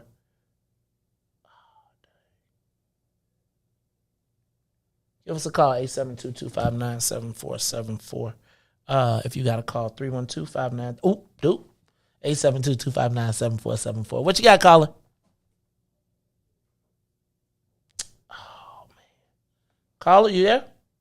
We got anybody? Oh, okay. Well, Riis, that's it, man. I waited all this time to get these shoes, and then I lost them. All right, y'all. This is the Mace Jackson Show. I'm your host, Mace Jackson. Got my man, DJ Riis, the ruler. We have had a crazy conversation today. Look forward to talking to you some more about this. About this abortion issue, because I do think it's political as well as personal. So we're going to talk about it all some more, but this is the Mace Jackson. So for Mace and Riis, Ruthie, I am the host of the Mace Jackson Show, where every single day we ask the question, what's in it for the black people? And if you don't like it, you can still tell them. Mace said, we out of here. Peace. Let's get down to business and go ahead and address the facts, man. Lightfoot seems more lesbian than black. Rahm Emanuel's another case. He was just as tired. 50 closed schools left much to be desired. Police had Anjanette naked on that body cam. They suppressed the footage so it couldn't touch a lot of hands. Reminds me of that 16 shots in that cover-up. Both of them similar, so I went and dug it up. George Floyd killed, a lot of riots happened in the town. Southside burned and they wouldn't let them bridges down. Grandmother sick, need a prescription and plus a couple groceries. You gon' have to travel just to get it now. COVID-19 out here shutting all the business down. Not enough SBA loans to even give around. So many failed businesses that you could put them in the pile. If you don't survive the pandemic, it's gon' sit you down. We sing, dance, play ball, entertain, and crack jokes. Government infested black neighborhoods with crack smoke. System that milked us so bad we got lactose. Still trying to find out what's in it for us black folks. We sing, dance, play ball, entertain, and crack jokes. Government infested black neighborhoods with crack smoke. System that milked us so bad we got lactose. Still trying to find out what's in it for us black folks. Shout out to Willie Wilson. Hope one day you get to send it. We need some different players in the game to handle business. So many shady characters like Madigan and Blago. But when you really break it down, it's typical Chicago. City full of gangsters, it's what the land was built on. Same streets with hood legends, DNA gets spilled on. Carjackers out here lurking, trying to get they steal on. Looking for a block to put the Hellcat wheels on. Lenders give bogus appraisals a red line. Car crackers out here getting minimal fair time. And I'm concealed carry, I stay with the pipe. But Illinois gun laws giving minimal rights. Stay up on the swivel, make sure I'm moving tight. Check all of my mirrors when I pull up to the light. Pick my homie up from out of town, man, he caught a flight. He was hella nervous.